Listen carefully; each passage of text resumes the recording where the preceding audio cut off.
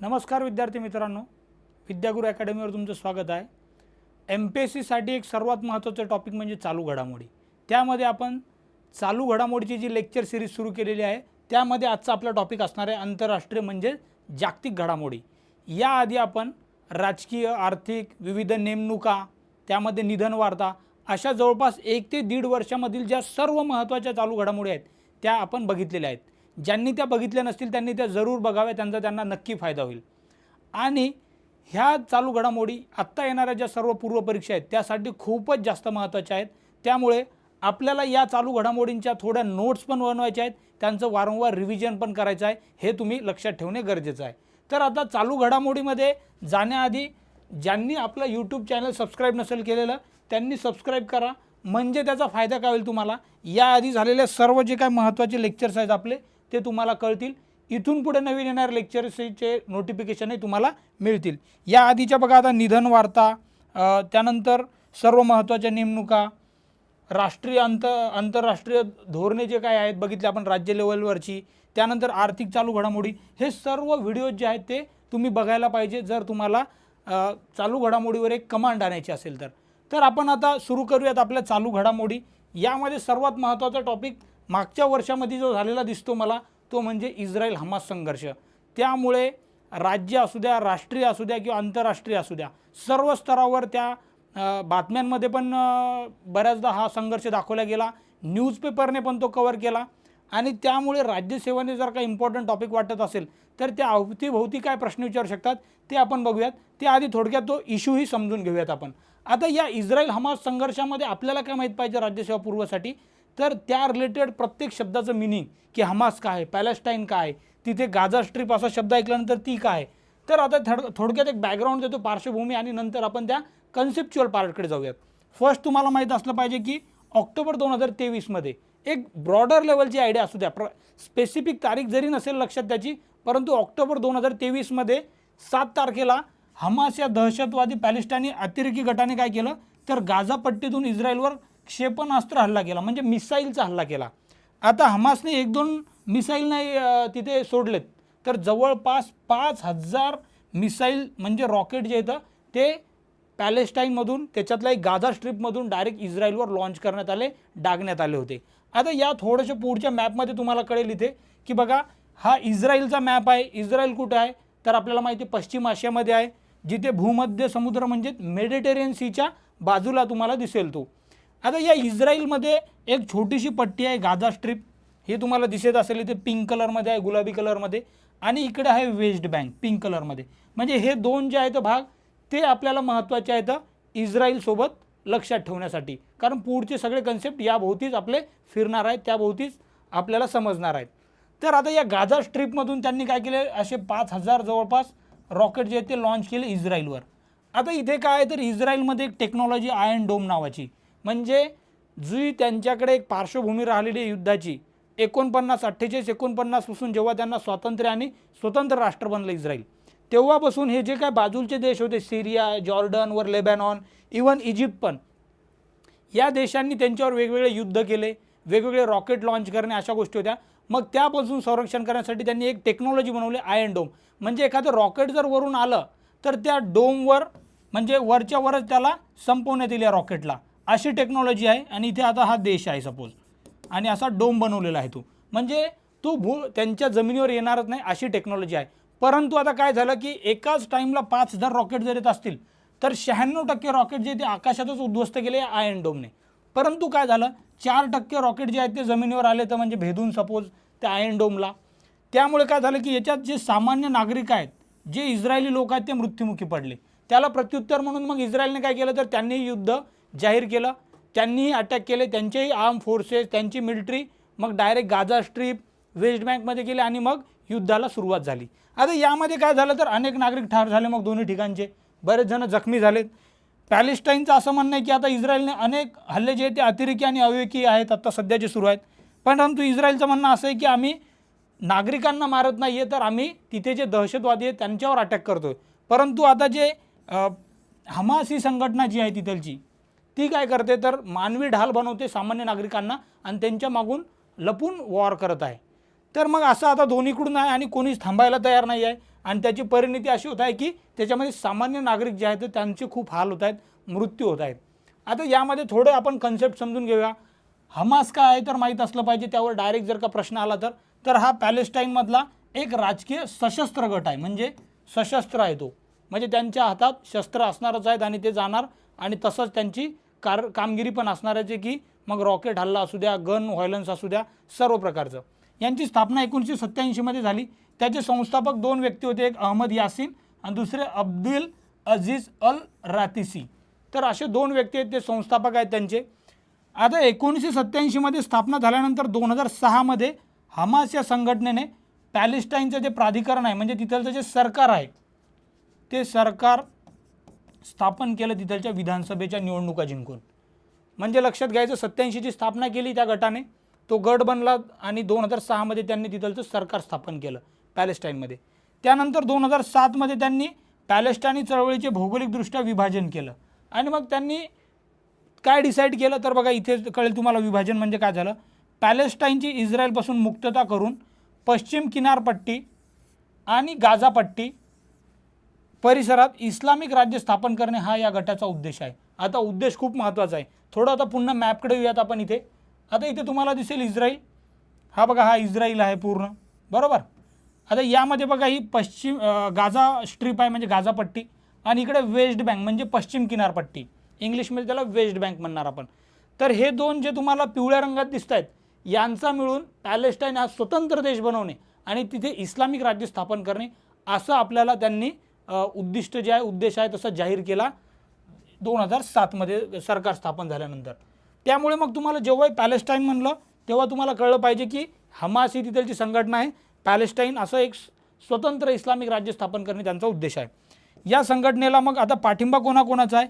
Iran या देशाचा आहे, सिरिया या देशाचा आहे आणि लेबनॉन या देशाचा आहे. आता या 3 देशांमध्ये अजून एक दहशतवादी संघटना आहे हिजबुल्ला, त्यांना समर्थन आहे. हा भारत आता भारताचा काय याच्यावर स्टँड आहे तो माहीत असला पाहिजे आपल्याला.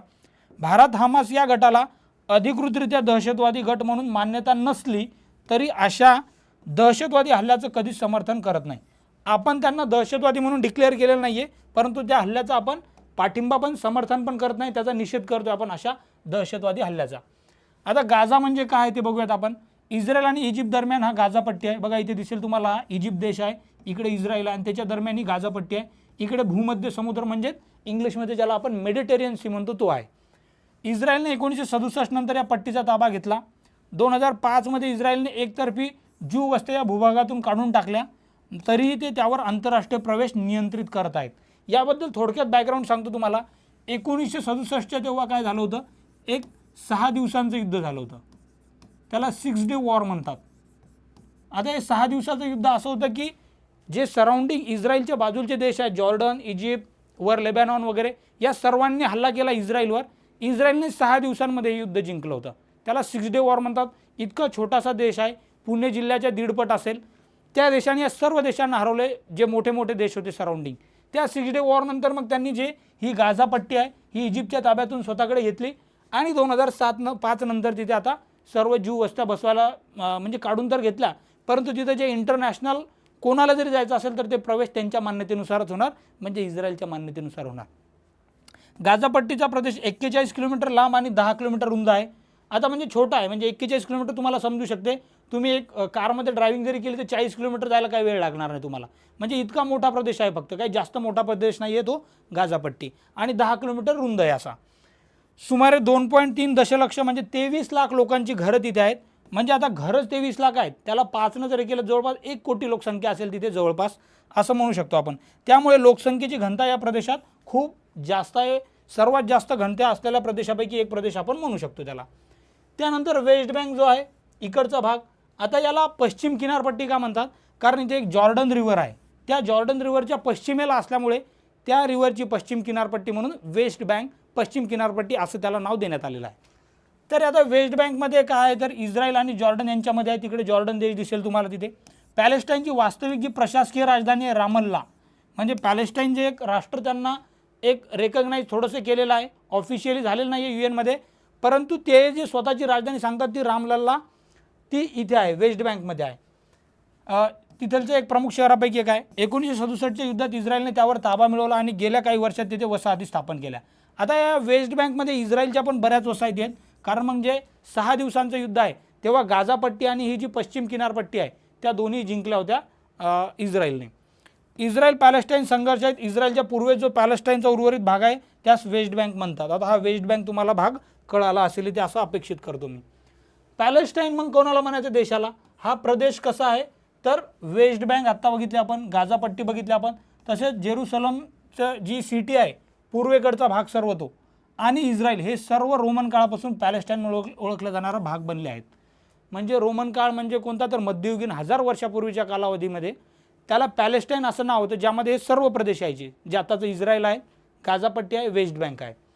बायबलमध्ये आता जो ख्रिश्चन लोकांचा एक पवित्र ग्रंथ आहे बायबल, त्यामध्ये ज्यू राज्यांची भूमी यहुदी त्याच्याकडे प्राचीन जन्मभूमी म्हणून पाहतात. म्हणजे ज्यू लोकांचा जन्म तिथे झालेला आहे असं बायबलमध्ये मेन्शन केलेलं आहे. त्यामुळे मग ज्यू लोक त्यांना स्वतःचं राष्ट्र बनवतात समजतात आणि त्यांनी तिथे 48-49 मध्ये स्वतःचं एक इस्रायल हे स्वतंत्र राष्ट्र पण स्थापन केलं ज्यू या धर्मियांचं. इस्रायलची 1948 मध्ये राज्य म्हणून घोषणा करण्यात आली, तरी ज्या लोकांना इस्रायलचे अस्तित्व मान्य नाही त्यांच्याद्वारे या भूमीला पॅलेस्टाईन म्हणून संबोधले जाते.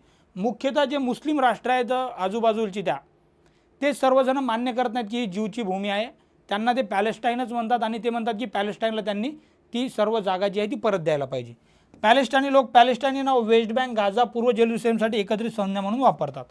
आता त्यामुळे इथे प्रॉब्लेम असा आहे की दोन्ही साईड ज्या आहेत त्या म्हणतात की ही भूमी आमची आहे.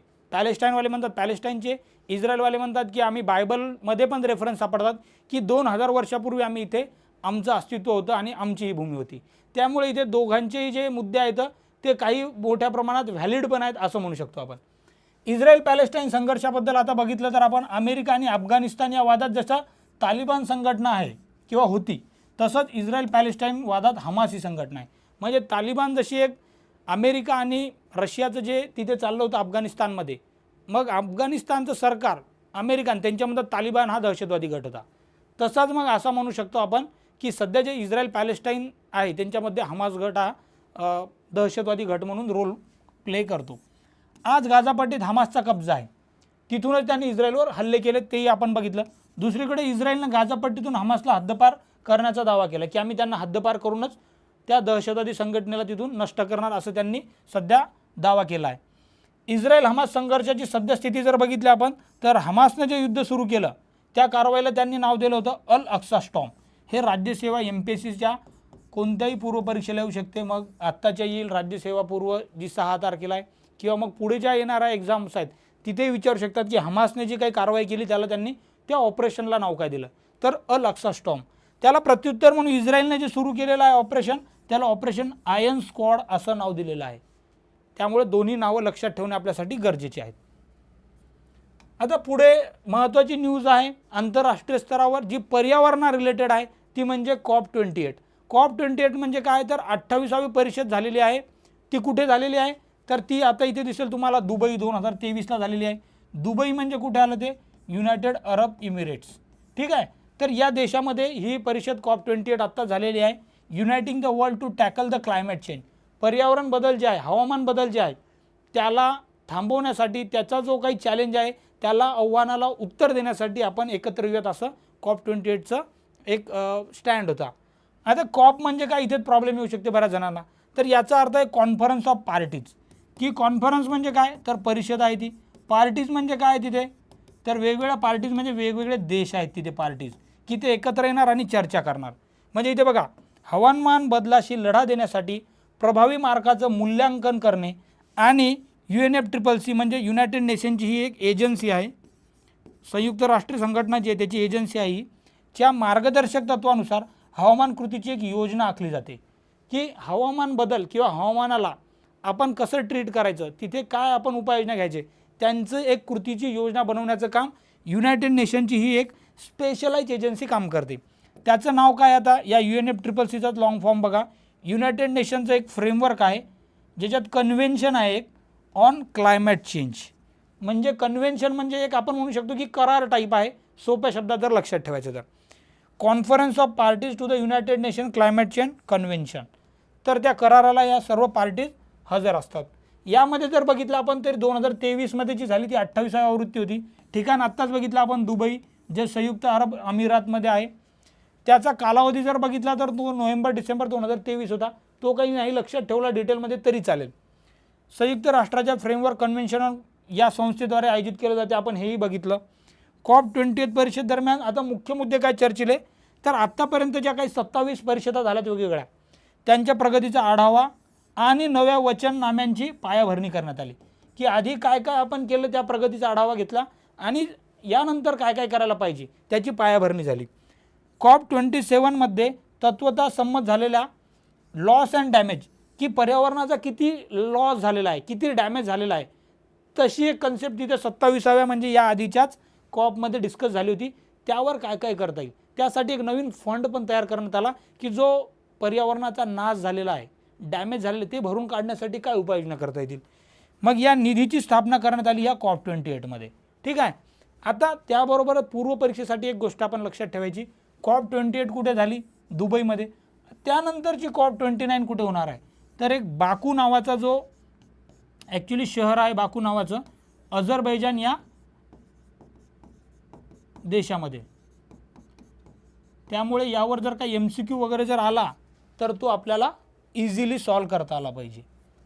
त्यानंतर आता लक्षात घ्या की कोणकोणत्या मुद्द्यांवर चर्चा झाली तर याबद्दल थोडक्यात माहिती दिलेली आहे. पर्यावरणाचा एक वेगळा आपण चालू घडामोडीचा एक थोडासा छोटा टॉपिक करणार आहे, की ज्या ज्या पर्यावरणाच्या मागच्या 1-1.5 वर्षामध्ये न्यूज झाल्या आहे त्यामध्ये आपण हे सर्व डिटेलमधलं कव्हर करणार आहे, कारण या आंतरराष्ट्रीयमध्ये आपल्याला भरपूर न्यूज कव्हर करायचे आहेत. तर सध्या इतकंच आहे, बाकीचं तुम्ही स्क्रीनशॉट काढून वाचू शकता काय काय झालेलं आहे त्यामध्ये. नेक्स्ट महत्त्वाची न्यूज दिसते तुम्हाला, चीनचा बेल्ट अँड रोड इनिशिएटिव्हमधून इटलीने माघार घेतलेली आहे. आता याला बेल्ट शॉर्ट फॉर्ममध्ये त्याला BRI असं लिहितात, बेल्ट रोड इनिशिएटिव्ह. आता बेल्ट अँड रोड इनिशिएटिव्ह काय तर त्याबद्दल थोडक्यात माहीत पाहिजे, की हा बेल्ट अँड रोड इनिशिएटिव्ह म्हणजे काय तर जी काही व्यापार चालणार आहे जागतिक लेवलवर त्यासाठी चायनाने घेतलेला हा एक इनिशिएटिव्ह आहे. त्यांच्या पुढाकाराने एक सुरू झालेला एक योजना आहे म्हणू शकतो, की ज्यामुळे त्यांना स्वतःचा व्यापार वाढवता येईल आणि बाकीच्यांचा वाढवता येईल असं ते सांगतात. परंतु काय होते यामध्ये तुम्हाला कळेल. आता कारणे काय झाले, इटली का बाहेर पडलं ते कळल्यानंतर तुम्हाला कळेल, की 10 वर्षात 3 मंदी येऊन गेल्या बघा इटलीमध्ये. म्हणजे तिथे अर्थव्यवस्था थोडी डबघाईला आली होती ऑलरेडी. गुंतवणूक, पायाभूत सुविधा उभारणीसाठी हताश इटलीने 2019मध्ये BRIमध्ये सामील होण्याचा निर्णय घेतला. मग त्यांना वाटलं की आपली आर्थिक परिस्थिती खराब आहे, चीनचं तेव्हा चांगली ग्रोथ सुरू होती, आर्थिक त्यांची भरभराट होत होती. मग इटलीला वाटलं की आपला फायदा होईल आपण यांच्यासोबत जर या योजनेमध्ये सामील झालो. परंतु काय झालं, 4 वर्षानंतर त्यांच्या लक्षात आलं की जे अपेक्षित आर्थिक फायदे होते ते प्रत्यक्षात काहीच आले नाहीत. कराराने इटलीसाठी फारसं काही केलं नाही. त्यावरून अजून दुसरी गोष्ट त्यांना काय कळाली, व्यापाराच्या दृष्टीने BRIमध्ये सामील झाल्यापासून इटलीची चीनला होणारी निर्यात जी आहे ती 14.5 अब्ज डॉलरहून फक्त 18.5 झाली. म्हणजे बघा फक्त 14.4 अब्ज डॉलरने वाढली. पण उलटं काय झालं, चीनची जी होती इटलीला होणारी निर्यात ती 33.5हून 50.9 म्हणजे 17-18 अब्ज डॉलर चीनच त्यांचं मार्केटमधला माल इटलीमध्ये थोपवू लागला. म्हणजे उलटंच झालं, की ज्या फायद्यासाठी आपल्याला सामील व्हायचं होतं त्याच्या उलटं झालं, की अधिकीचं चीननेच आपल्याला मार्केट बनवलं आहे. BRIमधील सहभागामुळे कर्जाच्या मोठ्या ओझ्याचा सामना करणाऱ्या इतर देशांच्या अहवालामुळे इटलीला इथून माघार घ्यावी लागली. मग इटलीच्या पुन्हा हे पण निदर्शनास आलं, की वेगवेगळे अहवाल जर बघितले तर या BRI प्रोजेक्टमध्ये सामील झालेले देश यांच्यावर कर्जाचा बोजारा इतकं कर्ज वाढलं की ते आता डबघाईला आलेले आहेत त्यांच्या. म्हणून मग यांनी बाहेर होण्याचा प्रस्ताव केलेला दिसतो आपल्याला. आता या जे BRI belt and road initiative त्याला वेगळ्या नावाने असंही ओळखलं जाते, वन रोड वन बेल्ट. आता रोड आणि बेल्ट आता दिसेल तुम्हाला, हा वरचा रोड आहे आणि खालचा जो समुद्री मार्ग आहे तो बेल्ट आहे. तर आता यामध्ये काय समुद्रमार्गे होणारा व्यापार आणि जमिनीवरून होणारा व्यापार असे एक म्हणजे आपण म्हणू की एक रूट आहे, मार्गिका आहे बेल्ट अँड रोड इनिशिएटिव्ह. तो कशासाठी मुख्यतः तर व्यापारासाठी, इतकंच लक्षात ठेवा. पुढची महत्त्वाची न्यूज दिसेल तुम्हाला, की कतारमधील जे भारतीय आहेत त्यांची फाशी रद्द करण्यात आली. कोण केली तर तिथलचं अपीलीय न्यायालय आहे. त्यांनी हेरगिरीच्या प्रकरणात अटक करण्यात आलेल्या भारताचे जे 8 माजी नेव्हीचे ऑफिसर होते, म्हणजे कोण तर नौसैनिक होते, त्यांची फाशीची शिक्षा रद्द केलेली आहे. प्रकरण काय होतं तर थोडक्यात बघून घेऊया. कतारमधील एक कंपनी आहे अल दहरा ग्लोबल टेक्नॉलॉजी, या कंपनीत हे 8 भारतीय माजी नौसैनिक कर्मचारी होते. ऑगस्ट 2022मध्ये काय झालं तर हेरगिरी प्रकरणात त्यांना अटक करण्यात आली की त्यांच्यावर असं सांगण्यात आलं की हे स्पाईंग करतात, हेरगिरी करतात आपल्या देशामध्ये येऊन. त्यानंतर मग तिथलच्या कनिष्ठ न्यायालयाने काय केलं, ऑगस्ट 2022मध्ये त्यांना पकडल्यानंतर त्यांना मृत्यूदंडाची शिक्षा दिली. परंतु मग आपण तिथे भारताची जी काय आपण म्हणू की डिप्लोमसी आहे, आपली जी काही फॉरेन पॉलिसी आहे, आपले गव्हर्नमेंट यांनी पाठिंबा दिला आणि त्यांच्या फाशीला रद्द होण्यामध्ये आपण त्यांना तसं कन्व्हिन्स केलं. त्यामुळे मग त्या 8 जणांना तिथून मुक्तता मिळाली. आता इथे राज्यसेवा पूर्वला काय येणार आहे तर ते विचारू शकतात की आत्ताच 8 जे आपले नौसैनिक आहेत त्यांची कोणत्या देशाने फाशी रद्द केलेली आहे. आणि तिथे कन्फ्युजन काय होऊ शकते आपल्याला की आता बघा आपल्याला माहिती आहे जे का आपण आखाती देश म्हणतो, आखाती देश म्हणजे कोणते देश जे तिथलच्या गल्फमध्ये आहेत किंवा त्याला इंग्लिशमध्ये गल्फ कंट्रीज म्हणतात. तर यामध्ये वेगवेगळे देश आहेत. या मॅपमध्ये तुम्हाला दिसत असेल बघा की हा पूर्ण आखाती देशांचा मॅप आहे ज्याच्यात इराक येतो. त्याच्यानंतर सर्वात मोठा जो देश आहे तिथे सौदी अरेबिया दिसेल तुम्हाला. खाली जर दिसलं तुम्हाला ओमान दिसेल. इथे येमेन नावाचा देश पण आहे. त्याच्यानंतर इथे दिसेल तुम्हाला UAE जिथे दुबईला आत्ताची COP28 झाली आपली. त्याच्यावर एक छोटासा देश आहे कतार आणि या कतार देशाने भारतीयांची फाशी रद्द केली. म्हणजे तिथे जर ऑप्शन दिला MCQमध्ये की दुबईने केली, ओमानने केली किंवा मग वरचा कुवेतने केली तर आपल्याला कन्फ्यूज नको व्हायला. आपल्याला फिक्स माहीत पाहिजे की कतार हे एक वेगळं राष्ट्र आहे. तिथे कुवेत पण वेगळं आहे, बहारीन पण वेगळं. हे सगळे राष्ट्रांची नावं इथे मॅपमध्ये दिसतील. हे वारंवार चर्चेत असतात. आपले बरेच भारतीय तिथे काम करतात. त्यामुळे याबद्दल थोडी या जॉग्राफीबद्दल थोडंसं तुम्हाला माहीत असलं पाहिजे. ठीक आहे.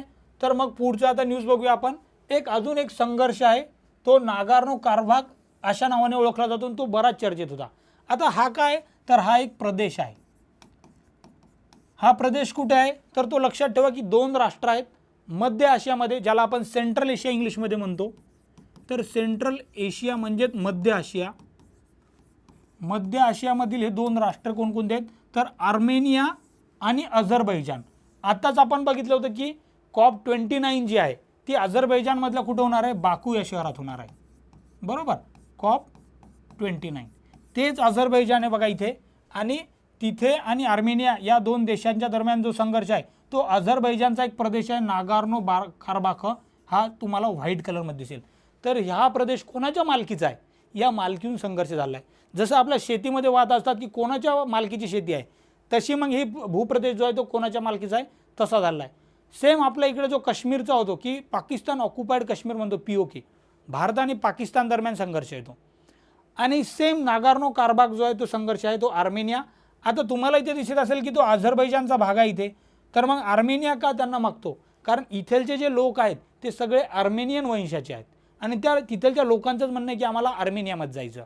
म्हणजे सर्व लोकांचं नाही पण जे आर्मेनियन वंशाचे त्यांचं म्हणणं आहे. पण अझरबैजान म्हणतो की नाही तो आमचा भूप्रदेश आमचा आहे, आमच्या बॉर्डरमध्ये आहे, त्यामुळे तो आमच्याकडेच राहणार आहे. मग आता थोडक्यात बघून घेऊया काय काय माहिती पाहिजे आपल्याला. आर्मेनिया आणि अझरबैजानमधील हा वादग्रस्त प्रदेश आहे. हा डोंगराळ आणि प्रचंड जंगलाचा प्रदेश आहे. आंतरराष्ट्रीय कायद्यानुसार तो अझरबैजानचा भाग म्हणून ओळखला जातो कारण ते अझरबैजान रेड कलरमध्ये दिसेल त्याचा भाग आहे आंतरराष्ट्रीय कायद्यानुसार. परंतु या संघर्षामुळे तिथे आता लष्करी संघर्ष सुरू झाल्यामुळे बरंच लोकसंख्येचं विस्थापन पण झालं आहे. रशियाने मध्यस्थी केली, शस्त्रसंधी करार पण झाला तिथे. पार्श्वभूमी जर बघितली आपण तर इथे रहिवासी प्रामुख्याने आर्मेनियन वंशाचे आहेत एवढंच लक्षात ठेवा. बाकीचं नाही लक्षात ठेवलं तरी आपल्याला कळून जाईल, बाकीचे प्रश्न आपले सुटून जातील त्यावरचे. आता आपलं जे IIT दिल्ली आहे आपल्याला माहिती आहे फेमस आपले IIT कॉलेज आहेत त्यांचा एक पहिला कॅम्पस उभारण्याचा एक करार झाला आहे अबुधाबीसोबत. तर आता अबुधाबी कुठं आली तर आता आपल्याला तुम्हाला इथे मॅपमध्ये दिसेल बघा युनायटेड अरब इमिरेट्स. आत्ताच याच्याबद्दल आपण न्यूज बघितली होती तर त्याच्यामध्येच एक अबुधाबी जे आहे ते समुद्रात जे आहे पर्शियन गल्फ तिथे एक शहर आहे अबुधाबी युनायटेड अरब इमिरेट्समध्ये. तर तिथे IIT दिल्लीचे कॅम्पस स्थापणार आहेत. आता याच्यात करार झाला आहे त्यांचं शिक्षण मंत्रालय आणि आपल्या इकडच्या वेगवेगळ्या ज्या इन्स्टिट्यूट आहेत IIT दिल्ली असेल तिकडचं जे काही अबुधाबी शिक्षण आणि ज्ञान विभाग आहे त्यांच्या शिक्षण विभागाचा यांच्यामध्ये हा करार झालेला आहे. आता अबुधाबीमध्ये IIT दिल्लीचे कॅम्पस जे आहे ते जगासाठी एक टेम्पलेट राहील असं त्यांचं म्हणणं. एक नवीन टेम्पलेट सेट करेल, भारताच्या शिक्षणाचा आंतरराष्ट्रीयकरणाचा पण एक नवीन तो अध्याय उघडेल वगैरे असं त्याबद्दल बोललं जाते. आता यामध्ये जर का शिक्षण बघितले तर आपण जे मास्टर डिग्रीनंतर जे पोस्ट ग्रॅज्युएशन म्हणतो त्याच्यापासून सुरुवात होणार आहे. त्यानंतर मग बॅचलर म्हणजे जे ग्रॅज्युएशनची डिग्री आहे तो कार्यक्रम सुरू होणार आहे. IIT दिल्लीद्वारे त्याचे सर्व इनपुट, सर्व अध्यापन काय होणार, कोणती पुस्तके वाचायची, कोणते टीचर्स, फॅकल्टी, प्रोफेसर असणार आहे आणि पदवी पण तिथे कोणाची मिळणार आहे, IIT दिल्लीद्वारे प्रदान केली जाणार. तर ही एक महत्त्वाची न्यूज आपल्याला माहीत असणे गरजेचं आहे. त्यानंतर आपल्याला थोडक्यात एक कन्सेप्ट माहीत पाहिजे की मिडल ईस्ट हा शब्द येतो बऱ्याचदा. मिडल ईस्ट म्हणजे काय, तर त्याचाच अर्थ आहे पश्चिम आशिया. म्हणजे भारताच्या पश्चिमेकडील जे सर्व राष्ट्र आहेत पाकिस्तानच्या पलीकडे ते सर्व पश्चिम आशियाचा भाग, त्यालाच मिडल ईस्ट असा शब्दही वापरला जातो इंग्लिशमध्ये. मिडल ईस्ट असा शब्द का वापरला जातो, कारण ब्रिटिशर, युरोपियन कंट्रीज आहेत त्यांनी असं पूर्वीपासून शब्द वापरलेला आहे ब्रिटिशांनी वगैरे, आणि तोच आता प्रचलित झालेला आहे मिडल ईस्ट इंग्लिशमध्ये. मराठीमध्ये आपण त्याला दोन्ही शब्द म्हणतो, मिडल ईस्टही म्हणतो आणि पश्चिम आशिया म्हणतो. त्यामध्ये मग तुम्हाला देश दिसतील बघा, इराणसारखा देश आहे जो पाकिस्तानच्या पश्चिमेला आहे, इराक असेल, सिरिया असेल, टर्की असेल, इवन जे जॉर्डन आणि इथलचा आपला जो इस्रायल देश आत्ता बघितला तो असेल, त्यानंतर सौदी अरेबिया आत्ता बघितलेले आपण, UAE असेल, ओमान असेल, खाली येमेन नावाचा देश आहे. हे सर्व देश जे आहेत हे कशाचा भाग आहेत, हे मिडल ईस्ट किंवा पश्चिम आशियाचा आहे. तर हे वारंवार लक्षात ठेवा, कारण यावरच्या ज्या काही आंतरराष्ट्रीय घडामोडी असतात, चालू घडामोडी, त्या कळण्यासाठी आपल्याला हे शब्द पण थोडेसे माहीत असले पाहिजे. पुढे चालून आपल्याला लक्षात येईल आता एक मैत्री पाईपलाईन झालेली आहे सुरू भारत बांगलादेश दरम्यान. यामध्ये फक्त 2-3 गोष्टीत लक्षात ठेवा, जास्त डिटेलमध्ये लक्षात ठेवायची गरज नाही की ही पाईपलाईन कोणत्या 2 ठिकाणांना जोडणार आहे. तर डायरेक्ट मॅपकडे जाऊयात आपण, म्हणजे तिथून आपल्याला एक क्लॅरिटी होऊन जाईल. बघा इथे दिसेल नुमालीगड रिफायनरी आहे, ही कुठे आहे, तर ही आसाममध्ये आहे. आणि ती कुठे जोडणार आहे, तर हे 3 ठिकाणं आहेत. इथून दिसेल तुम्हाला सिलिगुडी कॉरिडॉर जो आहे तिथून आत येऊन एक पंचगड, नीलफामरी आणि दिंजानपूरमधलं पार्वतीपूर. तर हे पार्वतीपूर हे शेवटचं ठिकाण आहे. आणि हे कुठे आहे, तिन्ही ठिकाणी, हे तिन्ही ठिकाण जे आहेत ते बांगलादेशमध्ये आहे. ठीक आहे.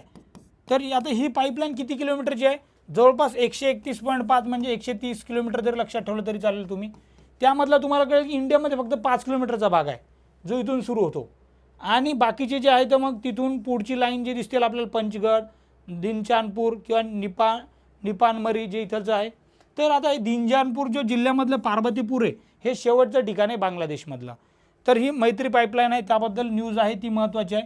तर यामध्ये मग आता तुम्हाला काही गोष्टी लक्षात काय ठेवायचं, तर या प्रकल्पात पश्चिम बंगालमधलं जे सिलिगुडी आहे तिथून बांगलादेशच्या दिंजारपूर जिल्ह्यातील पार्वतीपूर यांना जोडणारा जवळपास 130 किलोमीटरची पाईपलाईन आहे.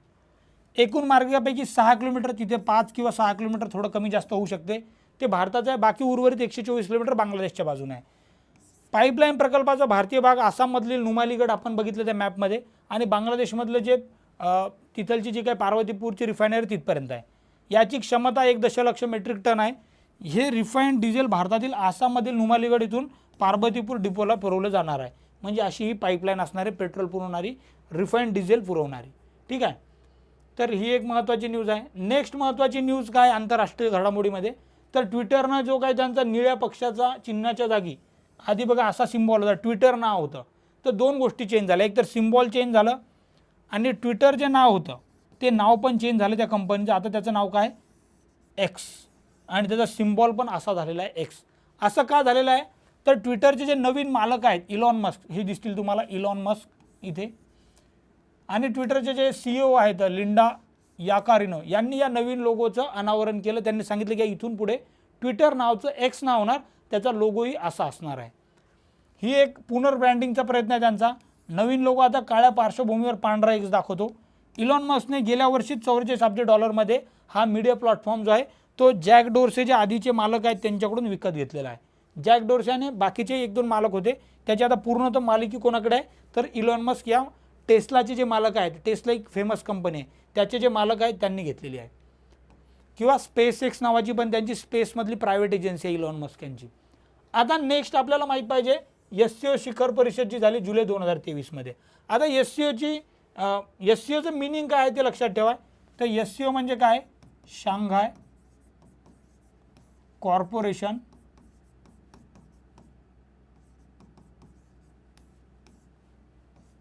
ऑर्गनायझेशन.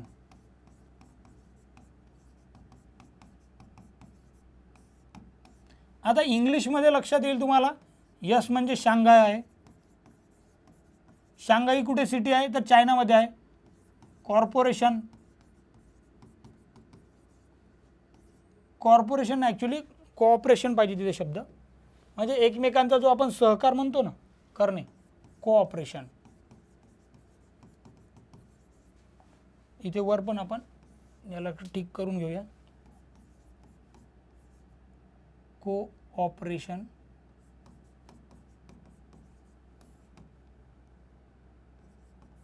त्याला करेक्ट करून घ्या, शांघाय कोऑपरेशन ऑर्गनायझेशन. तर हे शांघाय या शहरामध्ये सुरू झालं होतं त्याचं पहिले, परंतु त्याचं हे मुख्यालय कुठं आहे तर त्याचं मुख्यालय आता इथे दिलेलं आहे का नाही, पुढच्या पेजवर आहे. तर ते मुख्यालय त्याचं बीजिंगमध्ये आहे, परंतु या शांघाय शहरामध्ये सुरू झाल्यामुळे त्याला नाव देण्यात आलं शांघाय कोऑपरेशन ऑर्गनायझेशन. त्याची आवृत्ती 23वी होती. यजमान देश जो होता तो भारत होता. आता भारताने यजमान केलं, पण ते कसं केलं, व्हर्च्युअल पद्धतीनं केलं. थीम काय होती 2023ची, टुवर्ड्स अ सिक्युअर SCO. आता या सिक्युअरचं मिनिंग काय दिलेलं आहे भारताने, तर बघा, यस जो पहिला आहे तिथे शब्द त्याचं नाव आहे सिक्युरिटी. आर्थिक विकास म्हणजे इकॉनॉमिक डेव्हलपमेंट, ई म्हणजे. पुढचं सी म्हणजे कनेक्टिव्हिटी वाढवणे या सर्व देशांमध्ये जे SCOचे मेंबर आहेत. यू म्हणजे युनिटी आहे. यस म्हणजे सॉव्हरेनिटी म्हणजे सार्वभौमत्व. आर म्हणजे रिस्पेक्ट टू टेरिटरियल इंटिग्रिटी म्हणजे प्रादेशिक अखंडतेचा आदर करणे. आणि ई म्हणजे एन्व्हायरमेंट प्रोटेक्शन म्हणजे पर्यावरणाचे संरक्षण करणे. असं थीमचं जे मिनिंग आहे टुवर्ड्स अ सिक्युअर SCO, की SCO जे ऑर्गनायझेशन आहे, जो प्लॅटफॉर्म आहे जिथे वेगवेगळे देश एकत्र येऊन त्याच्यावर चर्चा करणार आहे, त्याच्यात ह्या गोष्टी आपण अचीव करणे, ह्या गोष्टी मिळवणे, हा उद्देश आपण ज्या ऑनलाईन आपला झालेला आहे हा का नवीन, त्यामध्ये असं डिसाईड केलं. इथे दिसेल तुम्हाला की व्हर्च्युअल पद्धतीने ही मीटिंग आपण यजमान केली आहे न्यू दिल्ली इथून. आता इथून घोषणा पण झालेली आहे. या घोषणेमध्ये काय केलं तर आर्थिक विकास धोरणावर स्वाक्षरी केली आपण सर्व राष्ट्रांनी. याच्याद्वारे 5 नवीन स्तंभ मांडण्यात आले आपण या धोरणामध्ये. त्यामध्ये स्टार्टअप आणि इनोव्हेशनला महत्त्व देणे, पारंपरिक औषधला प्रमोट करणे, युवा सक्षमीकरण करणे, डिजिटल समावेश करणे सर्वांचा, आणि सामायिक बौद्ध वारसा जो आहे तो प्रमोट करणे.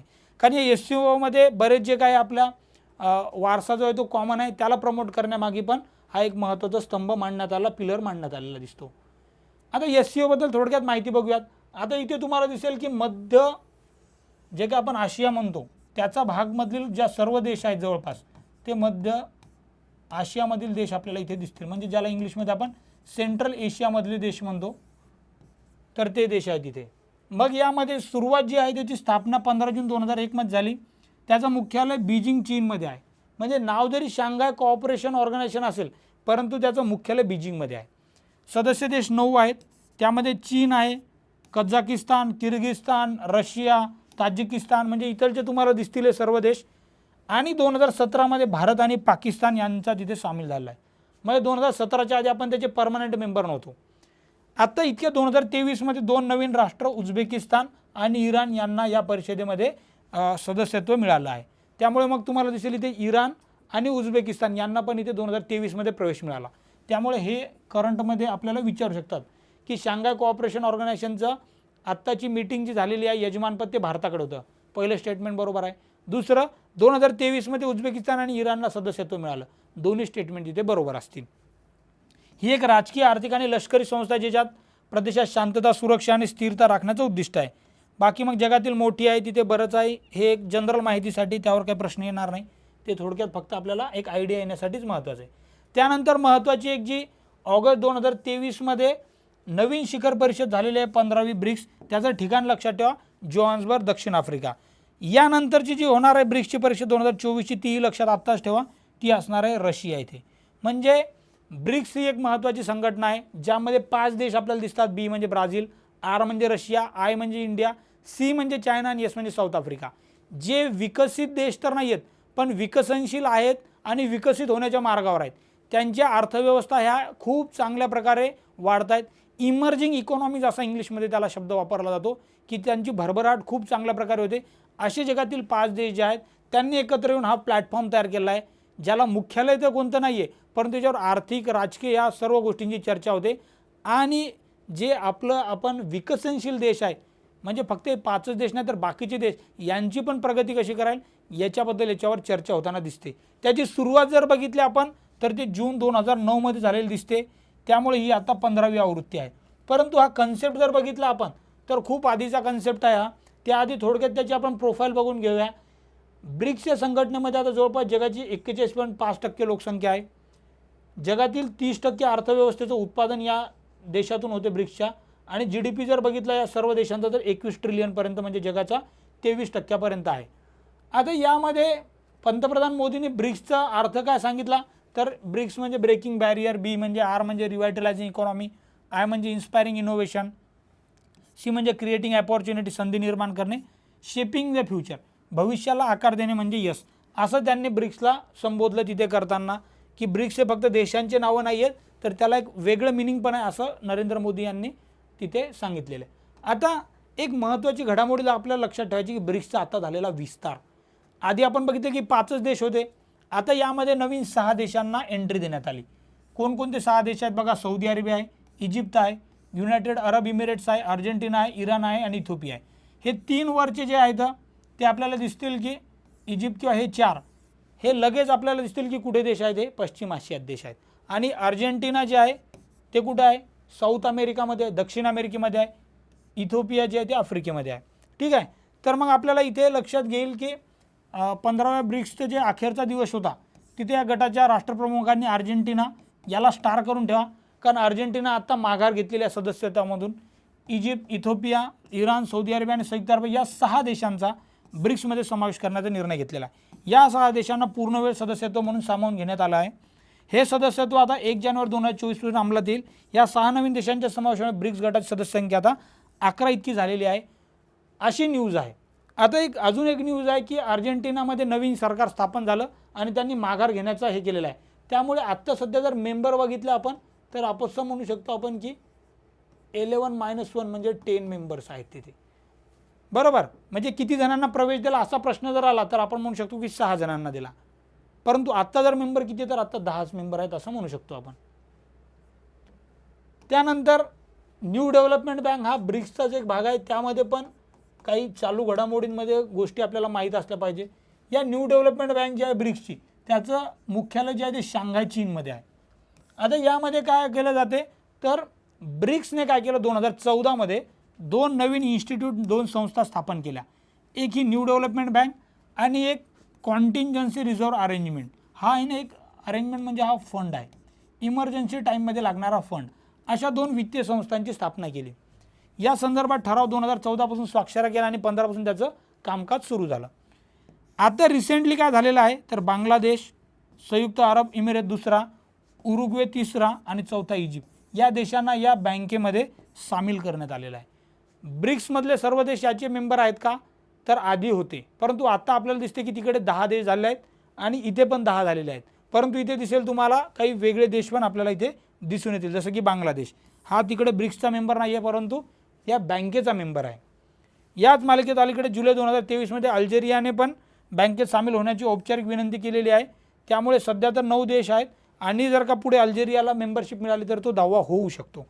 उरुग्वे बघा तुम्हाला इथे दिसेल, हा साऊथ अमेरिकेमधला एक देश आहे, त्याचा मॅपमध्ये तुम्हाला तिथे दिसून येईल. त्यानंतर महत्त्वाची आता एक न्यूज आहे, G20ची भारतामध्ये झालेली शिखर परिषद किंवा ती G20ची जी परिषद आहे ती कधी झालेली आहे. आता G20 भारतात का महत्त्वाची आहे कारण ती जवळपास वर्षभर चर्चेमध्ये होती. त्यामध्ये घेतलेले जे काही निर्णय आहेत जागतिक लेवलवरचे ते खूप महत्त्वाचे आहे. त्यामुळे G20वर जर का काही जरी प्रश्न आला तर तो आपल्याला चांगल्या प्रकारे आला पाहिजे. त्याआधी थोडं बॅकग्राऊंड बघून घेऊयात आपण G20मध्ये काय काय माहीत असणे आपल्याला गरजेचं. आता G20ची स्थापना जर बघितली आपण तर ती 2008ची आहे. मुख्यालय नाही येते आत्ताच बघितलं आपण. जगाचा एकूण GDP पैकी 85% GDP G20 सदस्य देशांचा आहे. ही पण एक महत्त्वाची फॅक्ट्स आपण लक्षात ठेवायला पाहिजे.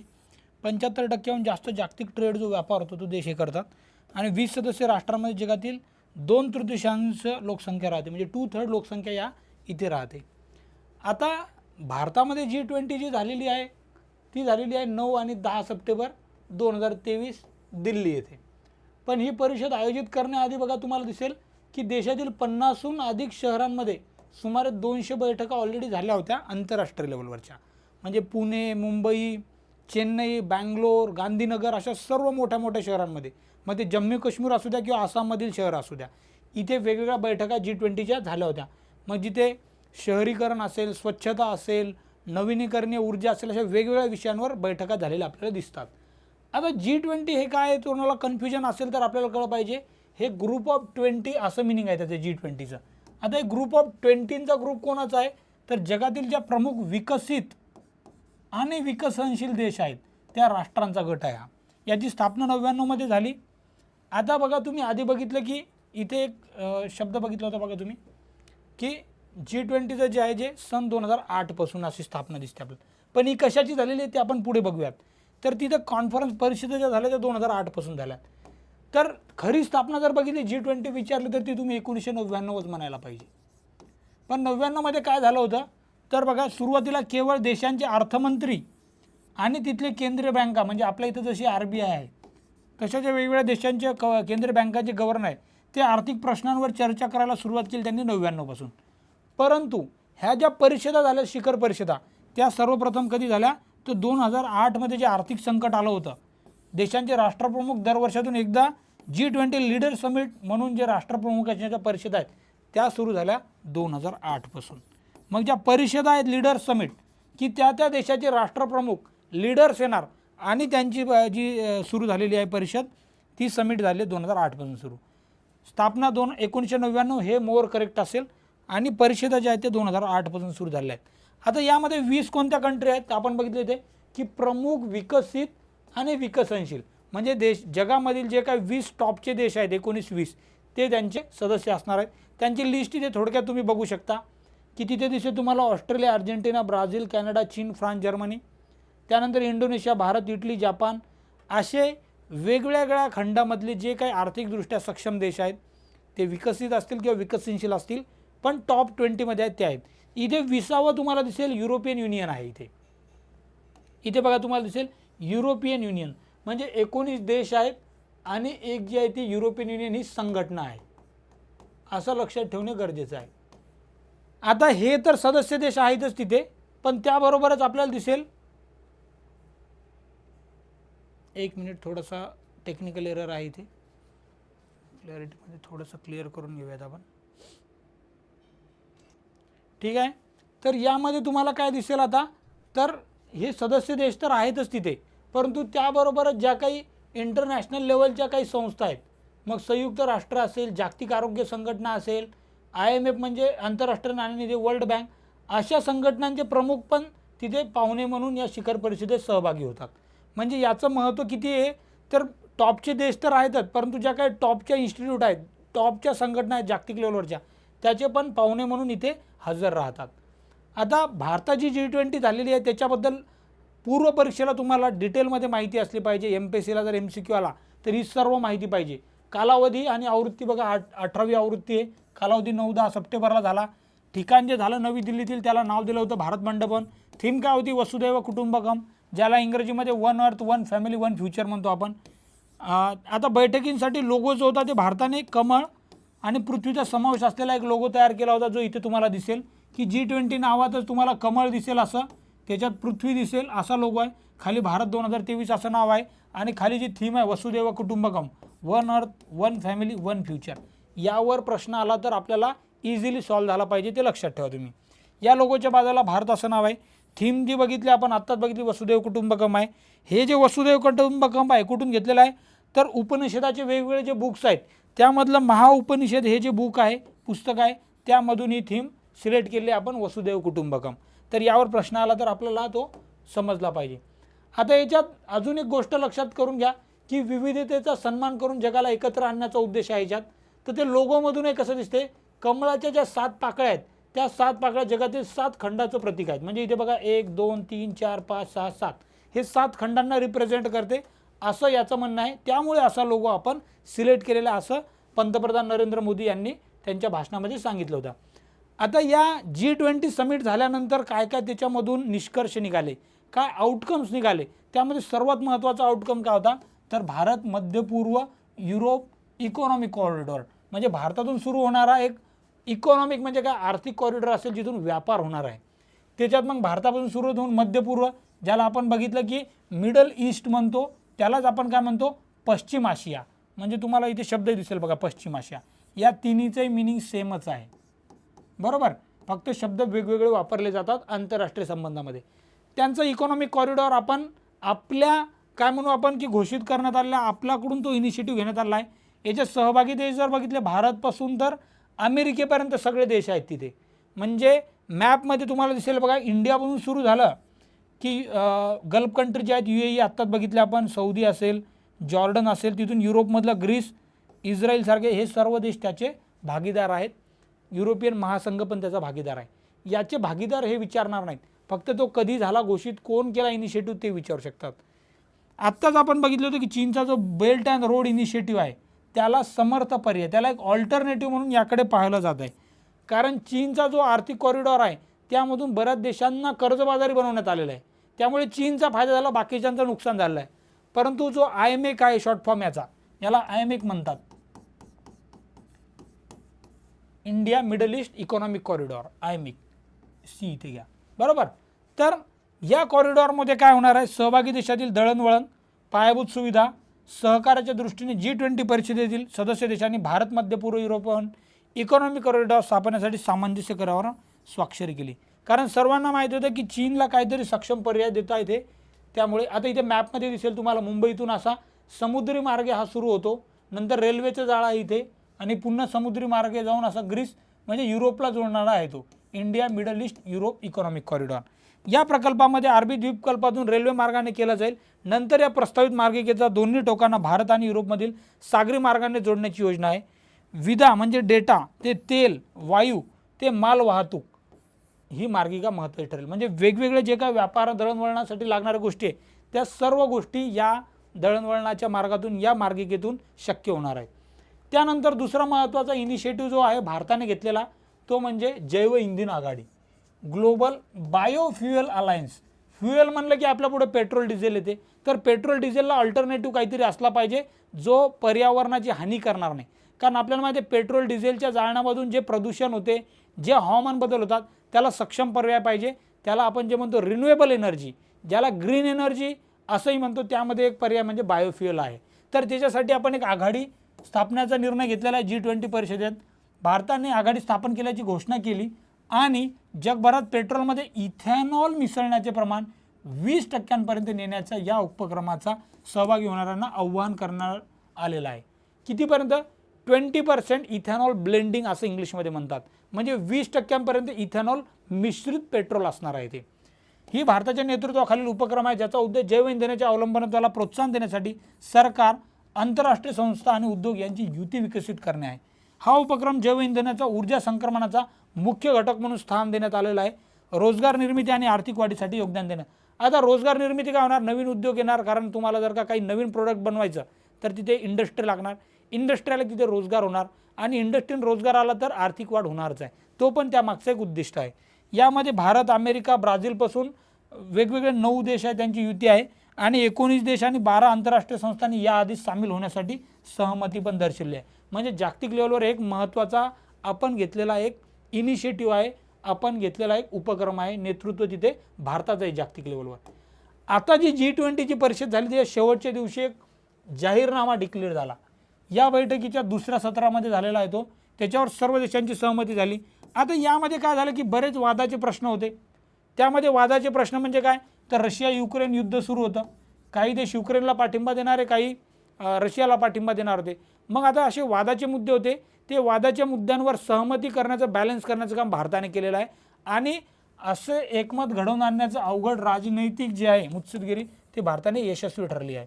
या जाहीरनाम्यामध्ये 9 भाग आहेत. हे 9 भाग कोणते आहेत, तर जगातील सर्व जे आत्तापर्यंत प्रॉब्लेम आहेत आपल्यापुढे, जगापुढे, त्यांच्यावर आपण कुठेतरी पर्याय देण्याचा प्रयत्न केला. त्यावर काय करता येईल याबद्दल तरी आपण हायलाईट करण्याचा प्रयत्न केला. ज्यामध्ये मजबूत, शाश्वत, संतुलित, सर्वसमावेशक वाढ हा एक जाहीरनाम्याचा भाग आहे. दुसरा दिसेल शाश्वत विकास उद्दिष्टावर प्रगतीचा वेळ वाढवणे, शाश्वत भविष्यासाठी हरित विकास करार. त्यानंतर पुढे जर गेलो आपण तर बाकीचे काही मुद्दे दिसतील आपल्याला. 21व्या शतकासाठी बहुपक्षीय संस्थांना प्रमोट करणे, तांत्रिक आणि डिजिटल सार्वजनिक पायाभूत सुविधा, राष्ट्रीय कर आकारणी, त्यामध्ये महिला आणि मुलींना जो आहे ते समानता आणि सक्षम बनवण्याचा एक पर्याय, आर्थिक क्षेत्रातील समस्यांवर कॉर्पोरेशन, दहशतवाद, मनी लॉन्ड्रिंगचा सामना कसा करता येईल आणि जग अधिक समावेशी असणे हे कसं करता येईल, असे वेगवेगळे जे आहेत ते डिटेलमध्ये, आणि यामध्ये मग त्याचं डिटेल कसं कसं करता येईल हे त्या जाहीरनाम्यामध्ये सांगण्यात आलेलं आहे. तर यामुळे G20चं जे आहे ते खूप महत्त्वाचं आपल्याला दिसून येते. त्यानंतर आता राज्यसेवेसाठी काही G20 रिलेटेड इन्फॉर्मेशन महत्त्वाची आहे. त्यामध्ये काय आहे, तर जे वन अर्थ नावाचं शेवटच्या दिवशी सत्र झालं आहे, तिथे आपण एक सॅटेलाईट मिशन पण लॉन्च केली G20साठी. ती कशासाठी असणार आहे, तर पर्यावरण आणि क्लायमेट ऑब्झर्वेशन, की जे पर्यावरण आणि हवामान आहे त्याचं ऑब्झर्वेशनसाठी आपण एक सॅटेलाईट मिशन लॉन्च करणार आहे भारताने, असं सांगितलेलं आहे. आता अध्यक्षपद कोणाकडे गेलं 24चं, तर ते ब्राझीलकडे गेलेलं आहे. याला काय म्हणतात, तर याला म्हणतात G20चे त्रिकूट, इंग्लिशमध्ये त्याला ट्रॉयका म्हणतात. की G20मध्ये ट्रॉयकाला खूप महत्त्वाचं आहे. त्यामध्ये 3 देश असतात. एक या वर्षीच्या आधी कोणाकडे होतं अध्यक्षपद, इंडोनेशियाकडे होतं 22चं. 23चं कोणाकडे आहे, तर ते भारताकडे होतं, आपल्याला आत्ताच बघितलं. आपल्याकडून कोणाकडे जाणार आहे, तर ब्राझीलकडे जाणार आहे. हे 3 देशांचा जो गट आहे त्याला ट्रॉयका इंग्लिशमध्ये, मराठीमध्ये त्रिकूट म्हणतात. यामध्ये 2023मध्ये दिसेल आपल्याला इंडोनेशिया, ब्राझील आणि भारत आहे. ठीक आहे, तर ह्याच गोष्टी इथे सांगितलेल्या आहेत की आपण सूत्रे आता ब्राझीलकडे देण्यात आलेली आहेत, हे लक्षात ठेवणे गरजेचं आहे. त्यानंतर आता आत्ताच बघितलं आपण की रशिया युक्रेन युद्ध सुरू आहे, आणि रशियाने जो हल्ला केला युक्रेनला, तर युक्रेनला का हल्ला केलेला आहे, तर युक्रेन हा जो आहे तो पश्चिमी देश जे आहेत त्यातही स्पेसिफिकली जी ही ऑर्गनायझेशन आहे NATO, North Atlantic Treaty Organisation, याच्या थोडंसं जवळ जात पाहत होता. त्याचं सदस्यत्व मिळते का ते बघत होता. आता याला ऐतिहासिक पार्श्वभूमी आहे की नाटो जी आहे यांचं, आता ही नाटो कोणाची आहे, तर अमेरिकेच्या लिडरशिप अंडर वेगवेगळ्या देशांची जवळपास आता 32 देश त्याचे मेंबर झाले आहेत, यांची एक संघटना आहे जी दुसऱ्या देशांच्या विरुद्ध एक अशी समजली जाते की सशस्त्र आघाडी आहे, संरक्षणासाठी आघाडी आहे. आता अपोजिटला कोण आहे तिथे, तर अपोजिटला नक्कीच रशिया आहे. मग रशियाला वाटलं युक्रेन जर का अमेरिकेच्या गटात जात असेल तर ते आपल्यासाठी धोक्याचं आहे, कारण युक्रेन हा इतिहासात जर बघितला आपण तर तो रशियाचाच भाग होता. आधी रशियाचा एक सॅटेलाईट स्टेट होता. मग तसं नको व्हायला म्हणून मग नाटोने पाठिंबा देऊन युक्रेनला स्वतःकडे घेण्याचा प्रयत्न केला. रशियाला ते आवडलं, त्यांनी त्याच्यावर अटॅक केला आणि झाली युद्धाला सुरुवात. आता युक्रेनला बराच पाठिंबा असतो पश्चिमी देशांचा, म्हणजेच नाटोचा, आणि रशिया तर तुम्हाला माहीत आहे की पहिल्यापासून एक मोठी सशस्त्र म्हणजे राज्य आहेच तिथे. तर त्यामुळे आपल्याला नाटोबद्दल थोडक्यात माहिती पाहिजे जर का प्रश्न आला तर. आता याची स्थापना जी आहे ती 4 एप्रिल 1949, म्हणजे जे दुसरं महायुद्ध झालेलं होतं, वर्ल्ड वॉर 2 जे म्हणतो आपण, ते संपल्यानंतर काही वर्षांनी 1949मध्ये अशी आघाडी तयार झाली. त्याचं मुख्यालय जे आहे ते बेल्जियम हा जो देश आहे तिथं तर ब्रुसेल्स या शहरात झालेलं आहे. सदस्य देश 32 आहेत. त्याच्यात अलीकडेच कोण कोण, तर फिनलँड आणि स्वीडन हे 2 देश ॲड झालेले आहेत. त्यांची अधिकृत भाषा जी आहे ती इंग्लिश आणि फ्रेंच आहे. आता याबद्दल न्यूज बघूयात आपण काय होती स्वीडनची. तर स्वीडन हा नाटोचा बनला 32वा सदस्य. कधी बनला, तर 7 मार्च 2024 रोजी त्याला औपचारिकपणे 32वा सदस्य बनला. याआधी बघा तुम्हाला फिनलँड दिसेल 31वा सदस्य 2023मध्ये बनला होता. म्हणजे 2023 आणि 2024 हे दोन्ही लक्षात ठेवा. इथे झालेला फिनलँड आणि 2024मध्ये झाला तो स्वीडन. ठीक आहे, तर मग हे झालेले आहे. तर त्यामुळे आपल्याला लक्षात येईल की किती सदस्य आहेत आणि ते रिझन काय आहे, तर काय मेंबरशिप घेतली त्यांनी. कारण यामध्ये दिसेल तुम्हाला की या संघटनेचं कलम 5 काय आहे बघा, नाटोच्या कोणत्याही सदस्य राष्ट्रांवर हल्ला हा सर्व नाटो देशांवरील हल्ला मानला जातो.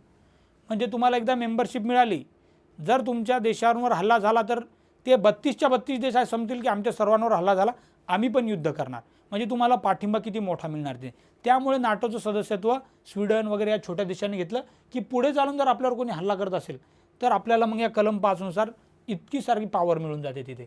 आता हे याचं बॅकग्राऊंड आत्ताच बघितलं आपण की दुसऱ्या महायुद्धानंतर अमेरिका आणि युरोपीय देशांनी सोव्हिएत युनियन, म्हणजे तेव्हाचं रशिया जे आहे सोव्हिएत युनियन नावाने ओळखलं जायचं, त्यांना रोखण्यासाठी ही लष्करी आघाडी स्थापन केली.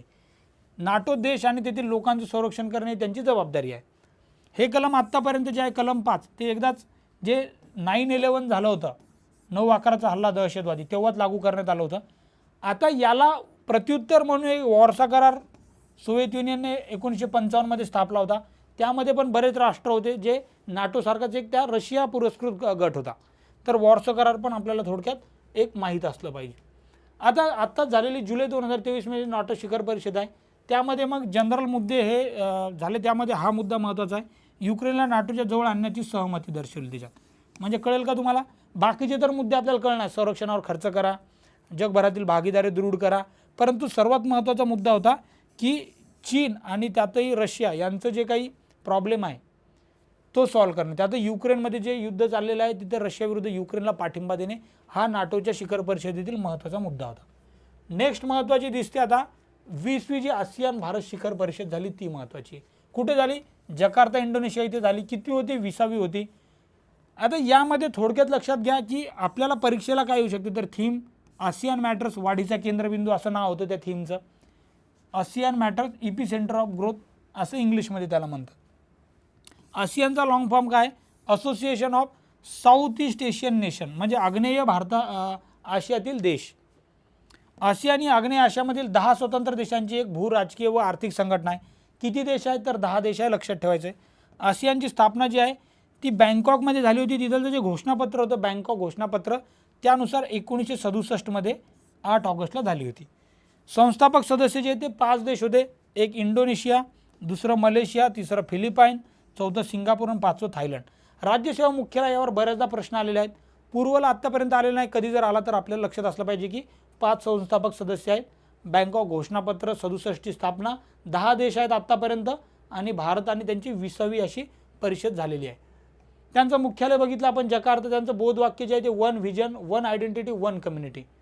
आणि बाकी हे 10 देश जे आहेत त्यांचे थोडक्यात नावं जरी बघितले तुम्ही, इंडोनेशिया आहे, Malaysia, Thailand, Singapore, Philippines, Laos, Brunei, Myanmar, Cambodia आणि व्हिएतनाम.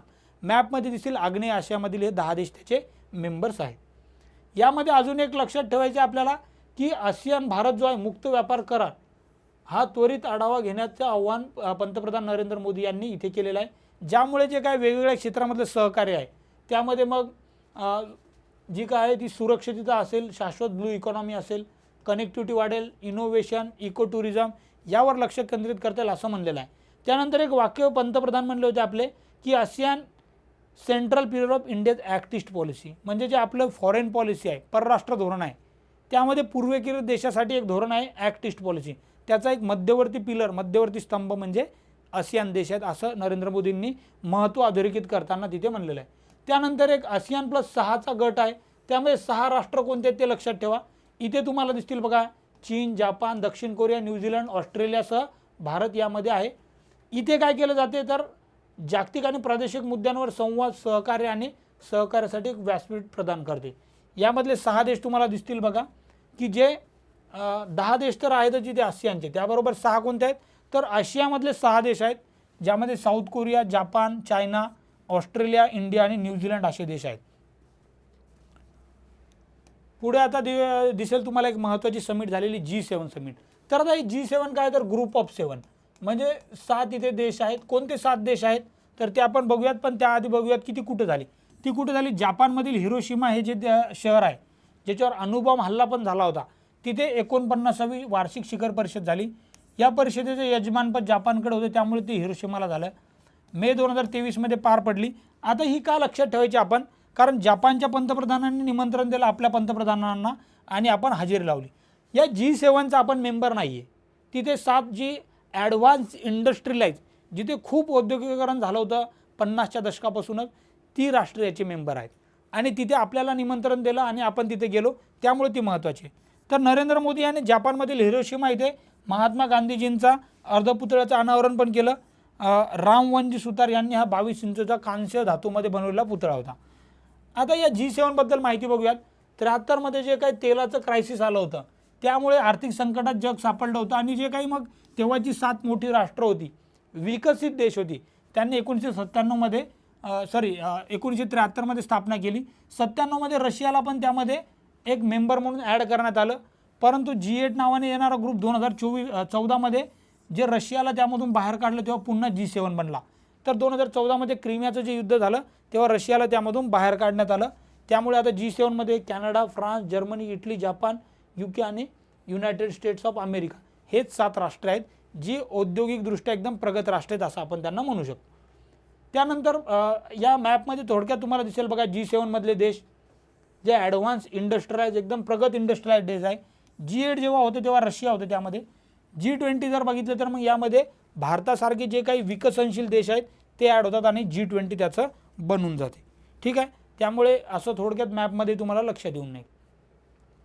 आता मॅकमोहन रेषेबद्दल एक महत्त्वाची न्यूज होती की अमेरिकेला मॅकमोहन रेषा माहीत आहे, मान्य झालेली आहे. मॅकमोहन रेषा म्हणजे काय, भारत आणि चीन दरम्यान जी काय बॉर्डर आहे तिला मॅकमोहन रेषा म्हणतात. त्यातही जी काय अरुणाचल प्रदेशच्या तिकडची ते मॅपमध्ये दिसेल तुम्हाला, तिला आपण मॅकमोहन रेषा म्हणतो. याबद्दल आता तुम्हाला दिसेल की तिथली जी सिनेट आहे त्या सिनेटने मान्य केलं, तिथे प्रस्ताव पारित केला की मॅकमोहन ही रेषा आंतरराष्ट्रीय रेषा असायला पाहिजे. आता आपल्याला माहीत आहे की जो काही बॉर्डर डिस्प्यूट म्हणतो आपण, तो भारत आणि चीन दरम्यान तर बऱ्याच दिवसांपासून आहे. त्यामध्ये मॅकमोहन लाईन कुठे आहे ती तर तुम्हाला इथे दिसेल बघा, अरुणाचल प्रदेशचा जो भाग आहे इकडे तर अरुणाचल प्रदेशचा जिथे झूम केलेला दिसेल मॅप तुम्हाला बघा, इथे वर चायना आहे, हा भारताचा भाग आहे अरुणाचल प्रदेशचा. इथे रेड लाल याच्यामध्ये जी दिसते ती जी आहे ती मॅकमोहन लाईन आहे. आणि भारत ती मॅकमोहन लाईनच आपण ऑफिशियल लाईन समजतो की ती जागतिक जी काही रेषा आहे आंतरराष्ट्रीय सीमारेषा ती आपण मान्य करतो, परंतु ती चीनला मान्य नाही आहे. चीन त्यामुळे त्यांच्या कुरापती सुरूच असतात तिथे. आता इथे काय झालेलं आहे तर अमेरिकेचं जे सिनेट सभागृह आहे म्हणजे तिथलची जी राज्यसभा आहे त्यांनी तो ठराव केला आणि त्यानुसार त्यांनी हा भारताचा अविभाज्य भाग आणि ती जी काय अरुणाचल प्रदेश अविभाज्य भाग तर आहेत आणि ही जी मॅकमोहन लाईन आहे तीच आंतरराष्ट्रीय सीमारेषा आहे असं त्यांनी म्हणलेलं आहे. 1914मध्ये ॲक्च्युली तिबेटसोबत, म्हणजे तिबेट तेव्हा एक स्वतंत्र आपण म्हणूयात की प्रदेश होता. ब्रिटिश त्याला तसं रेकग्नाईज पण करायचे. त्यांच्याशी जे ब्रिटिश अधिकारी होते सर हेनरी मॅकमोहन यांनी ती डिस्कशन करून तिथे सल्लामसलत करून ती आखलेली लाईन होती. भारत आणि चीन यांच्यातील आंतरराष्ट्रीय सीमारेषा म्हणून ती ओळखली जाते आणि त्याला मान्यता मिळालेली आहे. आता त्यासोबत बऱ्याच ज्या काही आंतरराष्ट्रीय सीमारेषा आहेत त्या थोडक्यात आपण बघून घेऊयात. त्यामध्ये एक ड्युरंट लाईन जी आहे ती भारत आणि अफगाणिस्तान दरम्यान आहे. रॅडक्लिफ लाईन जी आहे ती भारत पाकिस्तान दरम्यान आहे. म्हणजे त्यावेळी जो काही अधिकारी असेल जनरली त्याचं नाव तिथे देण्यात आलेलं आहे. आणि आत्ता बघितली ती मॅकमोहन रेषा. त्याबरोबर जागतिक लेवलवर मग बघा 38 पॅरलल, 17 पॅरलल आणि 31 पॅरलल. तर 38 पॅरल उत्तर कोरिया दक्षिण कोरियाला विभाजन करते दोन देशांमध्ये. 17 पॅरल जे आहे ती दक्षिण व्हिएतनाम आणि उत्तर व्हिएतनामला करायची, परंतु आता एकत्रच आहेत ते. 31 पॅरलल जे आहेत नॉर्थ ती इराण आणि इराकमध्ये दोन देशांना विभाजित करणारी आंतरराष्ट्रीय रेषा आहे. त्यानंतर महत्त्वाची एक न्यूज दिसते आपल्याला की नोबेल विजेते जे आहेत एलेस बियालियात्स्की असे जे आहेत त्यांना तुरुंगवासाची शिक्षा झाली. त्यांना ॲक्च्युली शांततेचा नोबेल मिळाला होता 2022मध्ये. आता ते कोणत्या देशाचे आहेत तर बेलारूसचे आहेत ते. तर आता प्रॉब्लेम काय झाला तर तिथे बेलारूसमध्ये अनेक निदर्शने आंदोलने झालेत. ती कोणाविरुद्ध झाली तर तिथलचे जे काही राष्ट्राध्यक्ष आहेत अलेक्झांडर लुकाशेन्को त्यांच्याविरुद्ध निदर्शने केले. अनेक लोक त्यामुळे अटक झालेली आहेत.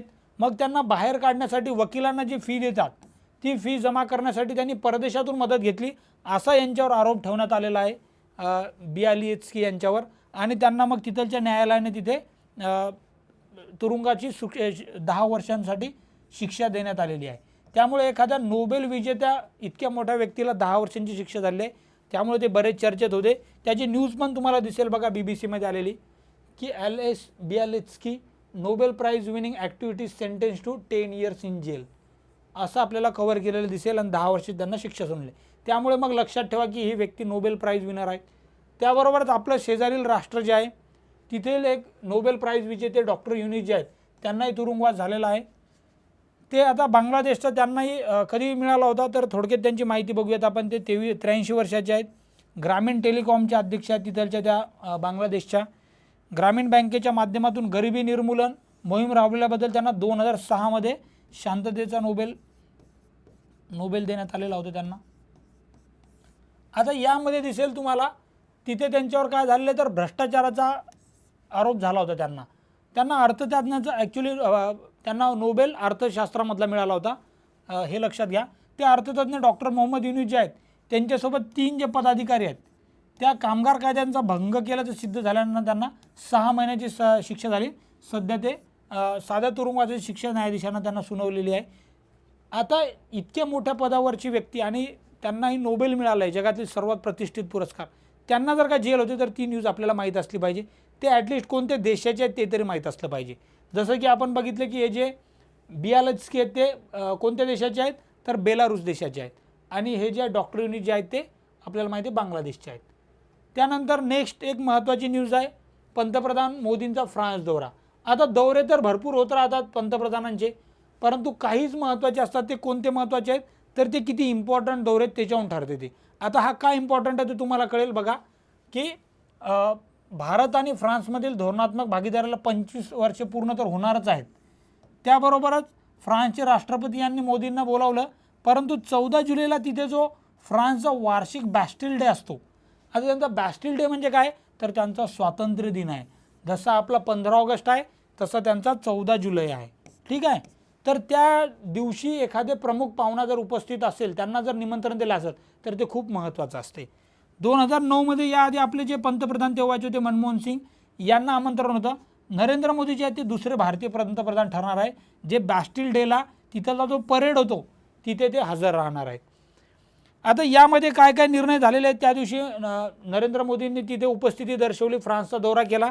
तिथे फ्रान्सने UPI पेमेंट जी यंत्रणा आहे, जे आपण जीपे, फोनपे आणि वेगवेगळ्या पेमेंटसाठी वापरतो, ती प्रणाली वापरण्याची सहमती दर्शवली. आणि ती कुठे वापरणार आहे, तर तिथलचं जे एक महत्त्वाची एक टुरिस्ट स्पॉट आहे आयफेल टॉवर, तिथे ती आता लागू होणार आहे. म्हणजे काय होणार आहे आता, की भारतीय जे जातील ते तिथे डायरेक्ट पेमेंट UPIने करू शकतील, जे पॅरिसमधील आयफेल टॉवर बघायला जातील तिथे. आता या बॅस्टिल डेबद्दल थोडक्यात बघूयात की बॅस्टिल डे तर हे 1789 मध्ये जे फ्रेंच क्रांतीचं प्रतीक आहे, तिथे एक किल्ला होता, तिथे जेल होता ॲक्च्युली.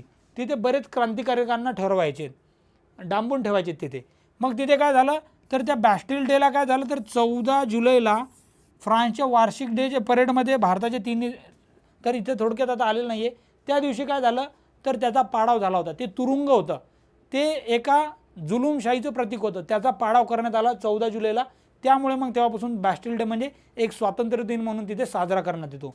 आता या 14 जुलैला होणाऱ्या फ्रान्सच्या वार्षिक बॅस्टिल डे परेडमध्ये भारताचे तिन्ही सैन्याचे 269 सदस्यीय दल सहभागी आहे. विशेषतः त्याच्यात पंजाब रेजिमेंट पण होती आणि तिचं महत्त्वाची कामगिरी पण तिथे अधोरेखित करण्यात आलेली होती. आता ती झाली भारताच्या साईडनं महत्त्वाची न्यूज की आपले तिथे प्रमुख उपस्थिती होती. आता फ्रान्सच्या साईडने जर बघितलं तर आपला जे 75वा प्रजासत्ताक दिन आहे 26 जानेवारी, तर या दिनाच्या कार्यक्रमास प्रमुख पाहुणे म्हणून कोण उपस्थित होते, तर इमॅन्युएल मॅक्रॉन उपस्थित होते. आता मॅक्रॉन कार्यक्रमाला हजर राहणारे 6वे फ्रान्सचे वरिष्ठ नेते ठरले. त्यामध्ये जॅक शिरास नावाचे जे राष्ट्राध्यक्ष होते फ्रान्सचे पंतप्रधान ते 76 आणि 1998 असे 2 वेळा एकच व्यक्ती प्रजासत्ताक दिनाच्या कार्यक्रमाला हजेरी लावली होती. त्यामुळे प्रश्न जर विचारला तर आपल्या लक्षात असलं पाहिजे की 75वा प्रजासत्ताक दिनाला प्रमुख पाहुणे हे कोण होते, तर इमॅन्युएल जे मॅक्रॉन आहेत ते आपल्याला दिसतील, इथे हजर राहिलेले दिसतात. 2023चं जर बघितलं आपण तर तेव्हा इजिप्तचे राष्ट्राध्यक्ष जे आहेत अब्देल फतेह अल सिसी हे उपस्थित होते. म्हणजे 23मध्ये इजिप्तचे आणि 24मध्ये जे आहेत ते फ्रान्सचे राष्ट्राध्यक्ष आपल्या इथे हजर होते, हे लक्षात ठेवणे गरजेचं आहे. त्यानंतर एक महत्त्वाची न्यूज होती जागतिक आरोग्य शिखर परिषद 2023मध्ये. ती कुठे झाली ती लक्षात ठेवा, फक्त बर्लिन जर्मनी इथे वर्ल्ड हेल्थ समिट. तिची संकल्पना लक्षात ठेवा, defining year a global health action असा एक त्याचा होता. सुरुवात जी आहे ती 2009मध्ये झालेली आहे आणि ते काय करतात, तर जगातील विविध भागातील लोक एकत्र येऊन जागतिक आरोग्य सुधारण्यासाठी चर्चा करतात. ही फक्त एक सिंपल न्यूज लक्षात ठेवा जी बर्लिन जर्मनीमध्ये झाली होती, बाकी त्यामध्ये जास्त लक्षात ठेवायची गरज नाही. त्यानंतर एक महत्त्वाची न्यूज होती की एक युनेस्को जी संयुक्त राष्ट्राची एक संघटना आहे, एक एजन्सी आहे, ती संघटनेने काय करते, तर एक क्रिएटिव्ह सिटी नेटवर्कमध्ये एक लिस्ट तयार करते वेगवेगळ्या शहरांची.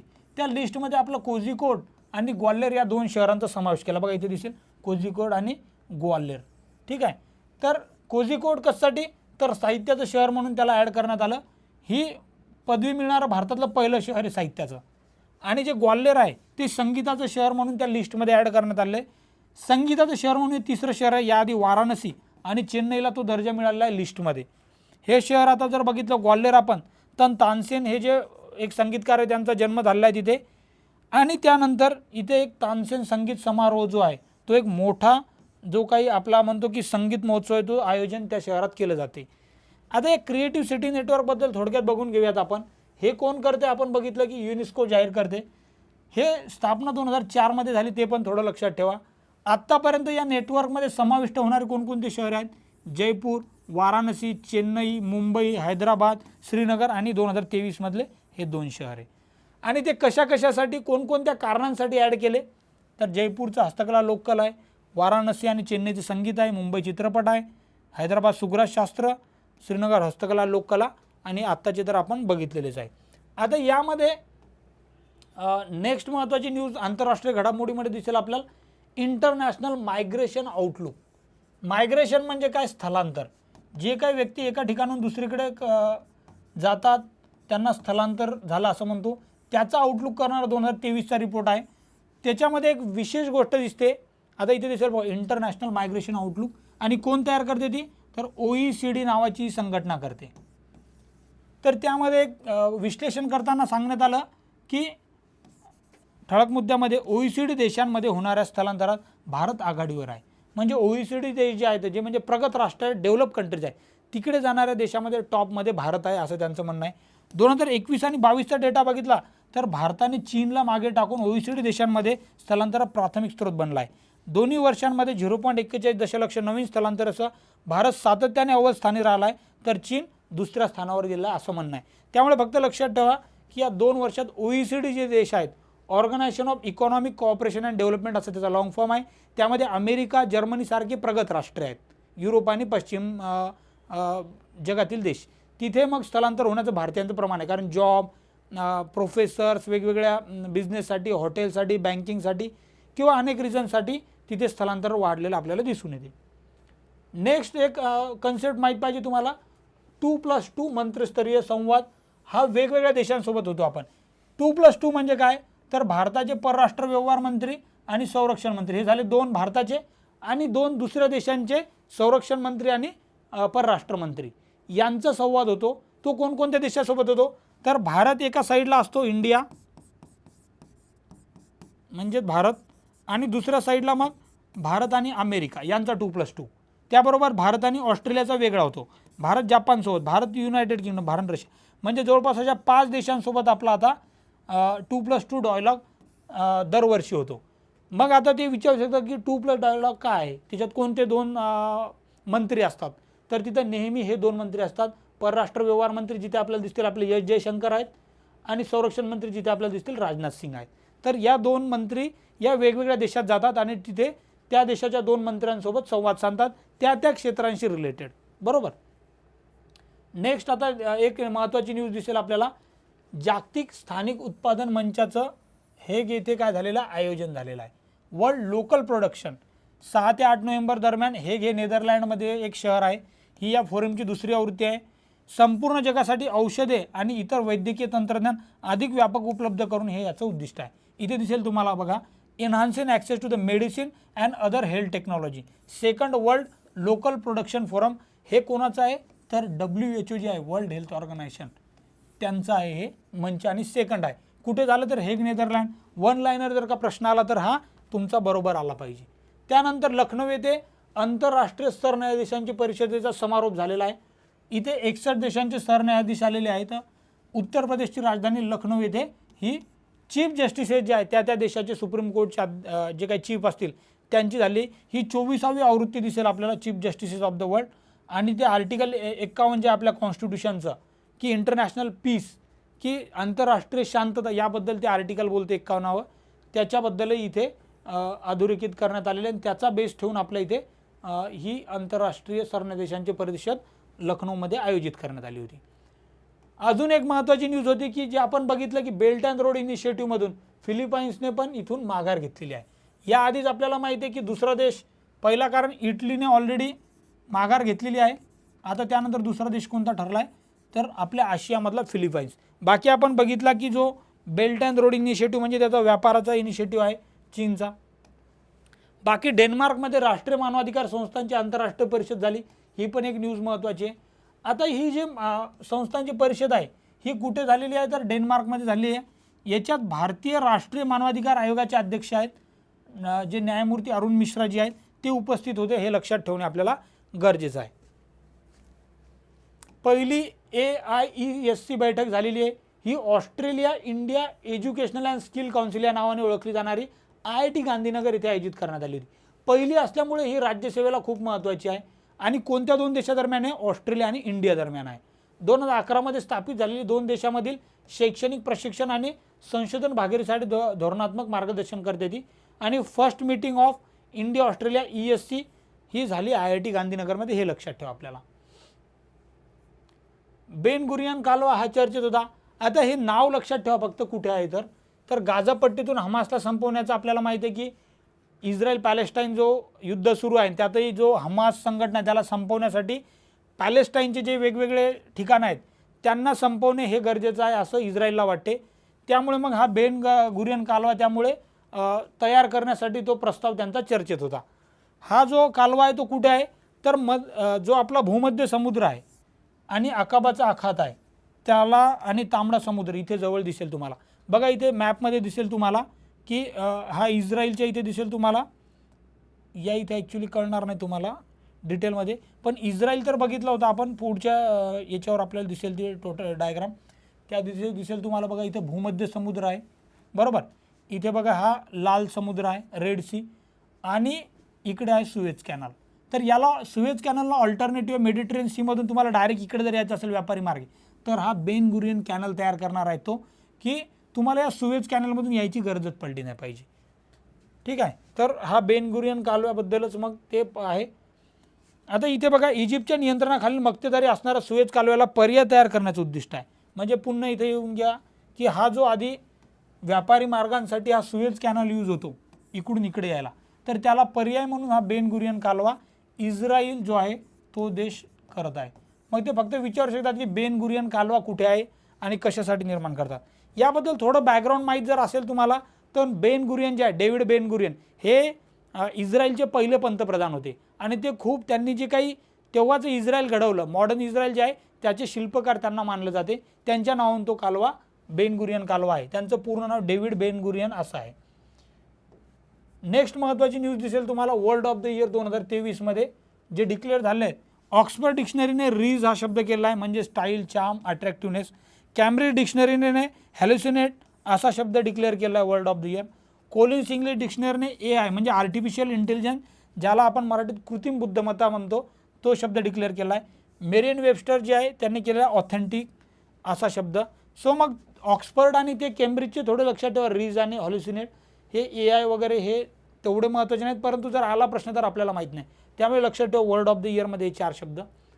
नेक्स्ट महत्त्वाची न्यूज होती गुजरातच्या गरबा नृत्याला युनेस्को मानवतेचा अमूर्त सांस्कृतिक वारसा म्हणून मान्यता मिळाली. याआधी जर बघितलं आपण तर 2021ला ऑलरेडी दुर्गा पूजेला याआधी स्थान मिळालं होतं. ही कोण करते तर युनेस्को आत्ताच बघितले आपण ऑर्गनायझेशन संयुक्त राष्ट्राची ती एक यादी बनवते आणि त्याच्यात वेगवेगळ्या देशांना देशातील वेगवेगळे जे काही असे सांस्कृतिक घटक असतात त्यांना त्याच्यात स्थान मिळवतात. तर गरबा नृत्य हा प्रकार युनेस्कोच्या यादीतील भारताचा जो आहे तो 15वा स्थान मिळवणारा एक घटक आहे, सांस्कृतिक घटक आहे. आता युनेस्कोची जे डिसेंबर 2023मध्ये बोत्सवाना येथे एक जी समितीची सत्र झालं तिथे याला ॲड करण्यात आलेलं आहे. आता याचे काही क्रायटेरिया वगैरे असतात की अमूर्त वारसा म्हणजे काय. तर अमूर्त वारशाची उदाहरणं म्हणजे काय की एखादी भाषा असेल, मौखिक परंपरा, साहित्य कविता असेल, परफॉर्मिंग आर्ट असेल ज्याच्यामध्ये संगीत नृत्य नाट्य असेल, सामाजिक प्रथा विधी आणि उत्सव असतील जसं दुर्गापूजा, निसर्ग आणि विश्वास संबंधित ज्ञान आणि पद्धती असेल, पारंपरिक कारागिरी जसे की मातीची भांडी विणकाम ह्या गोष्टी याच्यामध्ये ॲड केल्या जातात आणि त्याची लिस्ट करते त्याला मग एक महत्त्व येऊन जातो. संयुक्त राष्ट्राचं कलम 99 हे चर्चेत होतं. तर हे कलम 99 काय तर इथे बघा कलम 99 ही तरतूद सरचिटणीस जे आहे त्यांच्यामध्ये आंतरराष्ट्रीय शांतता आणि सुरक्षिततेला धोका निर्माण करणाऱ्या बाबींकडे सुरक्षा परिषदेचं लक्ष वेधण्याचा अधिकार देते जर का ते कलम 99 मांडल्या गेलं तर. तर डिसेंबर 2023मध्ये जे सरचिटणीस आहेत UNचे अँटोनियो गुटेरेस यांनी या संधीचं कलमद्वारे आवाहन केलं. यामध्ये ते काय म्हणले गाझामध्ये जे इस्रायलच्या कारवाया उद्भवलेल्या धोक्याबद्दल संयुक्त राष्ट्र परिषदेला इशारा देण्यासाठी त्यांनी ते कलम उचललेलं आहे की युनायटेड नेशनच्या चार्टरमध्ये कलम 99 जे आहे त्याने काय तर युनायटेड नेशनची सिक्युरिटी काउन्सिल आहे सुरक्षा परिषद त्यांचं लक्ष वेधायचं कारण गाझामध्ये भरपूर युद्ध चालू आहे तिकडे लक्ष द्या असं करण्यासाठी कलम 99 आहे. त्यामुळे परीक्षेत विचारतात की आत्ता जे युनायटेड नेशनचं एक कलम आहे चार्टरमधलं ते चर्चेत होतं जे शांततेसंबंधित होतं ते कोणतं आहे आणि मग तिथे दिलं 98, 99, 55 असं काहीतरी आणि आपल्याला माहीत असलं पाहिजे ते कलम 99 आहे. ठीक आहे. त्यानंतर एक महत्त्वाची न्यूज होती समलिंगी विवाह नोंदवणारा नेपाळ हा पहिला दक्षिण आशियाई देश ठरला. जे आपला दक्षिण एशियातील देश आहेत अफगाणिस्तानपासून तर नेपाळ, भूटान, बांगलादेश, इंडिया, श्रीलंका त्यामध्ये पहिला देश बनलेला आहे की ज्यांनी तिथे त्यांना डायरेक्ट काय म्हणतात तर रजिस्टर्ड आणि त्याला रेकग्नाइज केलं आहे. नेक्स्ट बांगलादेशमध्ये पुन्हा एकदा शेख हसीना सरकार निवडून आलेलं आहे. 2024मध्ये ज्या काही निवडणुका पार पडल्या तिथे 40% मतदान झालेलं आहे त्याच्यात जी अवामी लीग आहे त्याच्यात 233 जागा जिंकून ह्या पुन्हा एकदा पंतप्रधान बनलेल्या आहेत शेख हसीना. नेक्स्ट आता एक महत्त्वाचं सर्वेक्षण होतं UNODCचं आग्नेय आशियाई अफू सर्वेक्षण, ज्याला साऊथ ईस्ट एशिया ओपीएम म्हणजेच अफू याचा सर्वे आलेला आहे, कल्टिवेशन, प्रोडक्शन अँड इम्प्लिकेशन. तर हे कोण केलं होतं, तर युनायटेड नेशनची एक agency office on drugs and crime. तर एवढं तरी लक्षात घ्या की हे सर्वेक्षण करणारी कोणती एजन्सी आहे, UN ची. त्याचा अहवाल प्रसिद्ध केला, त्यामध्ये त्यांनी काय म्हणलं, तर आग्नेय आशियामधील सुवर्ण त्रिकोण अफूच्या लागवडीत लक्षणीय वाढ झाल्याचं ठळकपणे म्हणलेलं आहे. मग हा सुवर्ण त्रिकोण काय ते बघून घेऊयात आपण. इथे दिसेल तुम्हाला बघा, सुवर्ण त्रिकोण म्हणजेच इंग्लिशमध्ये गोल्डन ट्रँगल म्हणतो. याच्यात अफूच्या उत्पादनासाठी ओळखला जाणारा हा आग्नेय आशियातील प्रदेशाचे ज्या 3 देश आहेत, म्यानमार, लाओस आणि थायलंड, जे तुम्हाला इथे दिसतील बघा गोल्डन ट्रँगलमध्ये. बर्मा म्हणजे म्यानमार, थायलंड आणि लाओस या 3 देशाचा बनलेला हा ट्रँग्युलर शेप असलेला प्रदेश आहे. त्याबरोबरच एक ड्रग्जसाठी ओळखला जाणारा सुवर्ण चंद्रकोर म्हणजे गोल्डन क्रिसेंट किंवा डेथ क्रिसेंट म्हणतात. इथे पण अंमली पदार्थासाठी खूप प्रसिद्ध प्रदेश आहे, ज्यामध्ये अफगाणिस्तान, इराण आणि पाकिस्तान आहे. म्हणजे बघा इथे दिसेल इराण, अफगाणिस्तान आणि पाकिस्तान, आणि याच्या बरोबर मधात भारत आहे. त्यामुळे अंमली पदार्थाची जी तस्करी होते त्याचा पूर्वेकडून आणि पश्चिमेकडून दोन्हीकडून भारताला धोका आहे. त्यामुळे आपल्याला तिथे खूप आपल्या बॉर्डरवर अलर्ट राहावं लागते. आता पर्शियन आखातातील वादग्रस्त बेटे हे पण 3 चर्चेत होते.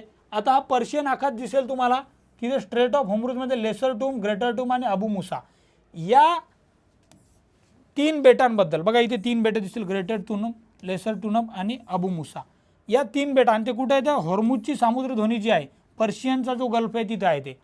आता इथे वाद कोणादरम्यान आहे, तर इराण आणि संयुक्त अरब इमिरेट, म्हणजे इराण आणि दुसऱ्या साईडला कोण आहे, UAE यांच्या दरम्यान, की बाबा याच्यावर मालकी कोणाची आहे याच्याबद्दल वाद आहे. इतकं फक्त माहीत पाहिजे की हे 3 बेटं कुठे आहेत, तर हे आहेत हॉर्मुझच्या सामुद्रधुनीत म्हणजे पर्शियन आखातात. आणि कोणाबद्दल 2 देशात वाद आहे, इराण आणि UAE. बस. नेक्स्ट काय, गुजरातमध्ये लिव्हेबल सिटीज ऑफ टुमारो विषयावर जागतिक शिखर परिषदेचं आयोजन करण्यात आलं. आता गुजरातमधील कुठे झालं, तर गांधीनगर इथे. लिव्हेबल म्हणजे राहण्यासाठी सर्वात चांगलं असणारं ठिकाण. ही जागतिक शिखर परिषद झाली, त्यामुळे डायरेक्ट वन लाईनर विचारू शकतात कुठे झालेली आहे. या परिषदेत भारतातील तसेच जगभरातील शहरी नेते, अभ्यासक एकत्र येऊन त्यांनी चर्चा केली. ग्लोबल समिट ऑन लायव्हेबल सिटी कुठे झाली, तर गुजरात येथील गांधीनगर येथे. नेक्स्ट दिसेल बघा, नवी दिल्ली येथे आसियान इंडिया मिलेट परिषदेचा समारोप झाला. आता ही सुरुवात कुठे झाली, तर आपल्याला दिसेल की ती सुरुवात झालेली आहे कुठे, जकार्ता, इंडोनेशिया इथे. आणि समारोप कुठे झाला, तर भारतातील नवी दिल्ली येथे. आता इथे केंद्रीय कृषी मंत्री, आदिवासी व्यवहार मंत्री अर्जुन मुंडा यांच्या हस्ते इथं उद्घाटन झालं होतं. 23हे वर्ष माहिती आपल्याला आंतरराष्ट्रीय भरड धान्य वर्ष आहे, आणि त्याचा समारोप मग तिथे दिल्लीत झालेला दिसतो आपल्याला. ऑपरेशन प्रॉस्पेरिटी गार्डियन हे चर्चेत होतं. हे कशाशी रिलेटेड आहे, तर तांबडा समुद्र, रेड सी जे आहे तिथे हुती बंडखोर जे आहेत त्यांची दहशत संपवण्यासाठी अमेरिकेने जागतिक आघाडी सुरू केली. त्याला नाव दिलेलं त्या मिशनला ऑपरेशन प्रॉस्पेरिटी गार्डन. आता हे हुती कुठे आहेत, तर ही आघाडी बघा तांबडा समुद्र, येमेनजवळील बाबेल मंदेब नावाची जी सामुद्रधुनी आहे आणि एडनचा आखात आहे तिथे संरक्षण करण्यासाठी प्रयत्नशील आहे. आता यामध्ये जवळपास 10 देश सामील होतील असं म्हणणं आहे. त्यामध्ये मग बघा Bahrain, Canada, France, Italy, Netherland वगैरे असे देश आहेत. आता आपण जो काही गल्फ कंट्रीचा मॅप बघितला होता तिथे तुम्हाला दिसेल की सौदी अरेबियाच्या खाली हा देश आहे कोणता, जिथे हुती बंडखोर आहेत. इथे दिसेल तुम्हाला बघा येमेन जवळ. येमेन कुठे येते, तर बरोबर सौदी अरेबियाच्या खाली येते थोडंसं. तिथे मग हे हुती जे बंडखोर आहेत ते या येमेन देशामध्ये तस्करी करतात. तिथलचे दहशतवादी पण त्यांना डिक्लेअर केलेला आहे, तर त्यांच्यापासून वाचवण्यासाठी ही केलेली आहे त्यांनी. आता भारताने भारत पार्क नावाचा एक ट्रेड झोन स्थापन केला आहे. तो कुठे केला, UAE मध्ये केला आहे. तर भारत पार्क नावाचा आखात आहे हा. या ठिकाणी काय करणार आहे, जागतिक प्रेक्षकांसाठी भारतीय बनावटीच्या वस्तूचं प्रदर्शन आणि संग्रहित करण्यासाठी शोरूम आणि गोदामे तयार करणार आहे. तर प्रश्न विचारू शकतात की कुठं भारत ट्रेड पार्क आपण स्थापन केलेला आहे किंवा करणार आहे. आता अजून एक न्यूज महत्त्वाची होती की इटलीमध्ये एक सर्वात तरुण पंतप्रधान झालेले आहेत. त्यांचं नाव काय आहे, गॅब्रियल अटल, आणि फक्त 34व्या वर्षी. म्हणजे तुम्ही समजू शकता की 34 म्हणजे किती यंग व्यक्ती आहेत. आपल्याकडे खासदार पण 45-50व्या वर्षी होतात, आणि यंग झाला तर आपण त्याची स्तुती करतो. इथं डायरेक्ट पंतप्रधान झालेले आहेत 34व्या वर्षी.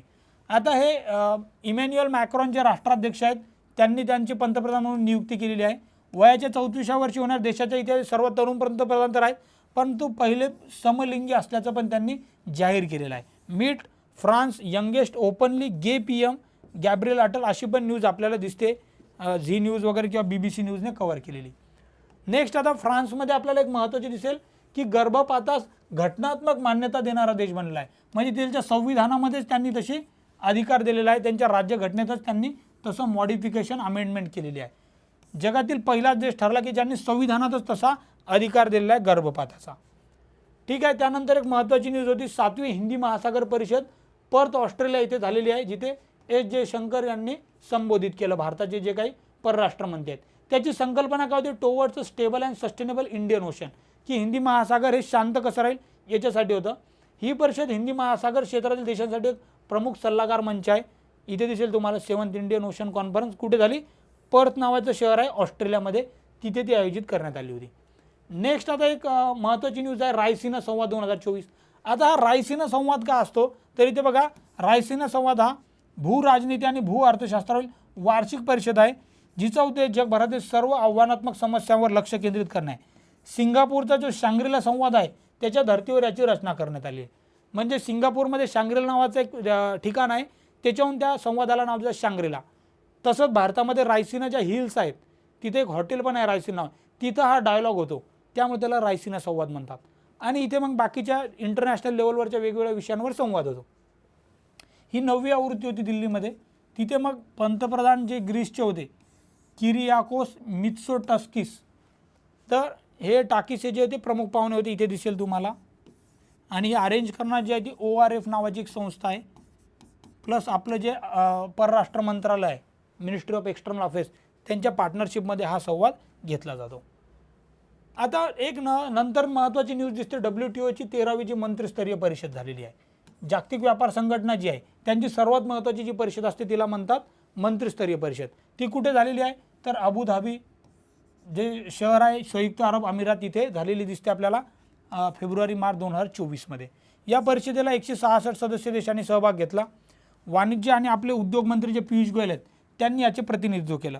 या बैठकीच्या समारोपाच्या वेळी मंत्रिस्तरीय घोषणा करण्यासाठी ज्यामध्ये WTOसाठी एक दूरदर्शी सुधारणा अजेंडा निश्चित करण्यात आला. मात्र जागतिक व्यापारातील आव्हानांचे सामना करण्यासाठी प्रयत्न केले जात असतानाही दीर्घकाळ चर्चा परिषदेचा समारोप अत्यल्प प्रगतीसह झाला. म्हणजे याच्यावर बऱ्याच गोष्टी करायच्या होत्या परंतु त्या झाल्या नाही. येतं आपल्याला लक्षात काय ठेवायचं की किती होती, 13वी होती, कुठे झाली, अबुधाबी इथे झालेली दिसते आपल्याला. ह्या गोष्टी आपल्याला लक्षात ठेवायच्या तिथे. आता तिथे एक गोष्ट झाली होती, एक WEID निधी तिथे स्वीकारण्यात आला. म्हणजे काय, women exporters in the digital economy हा निधी तयार करण्यात आला.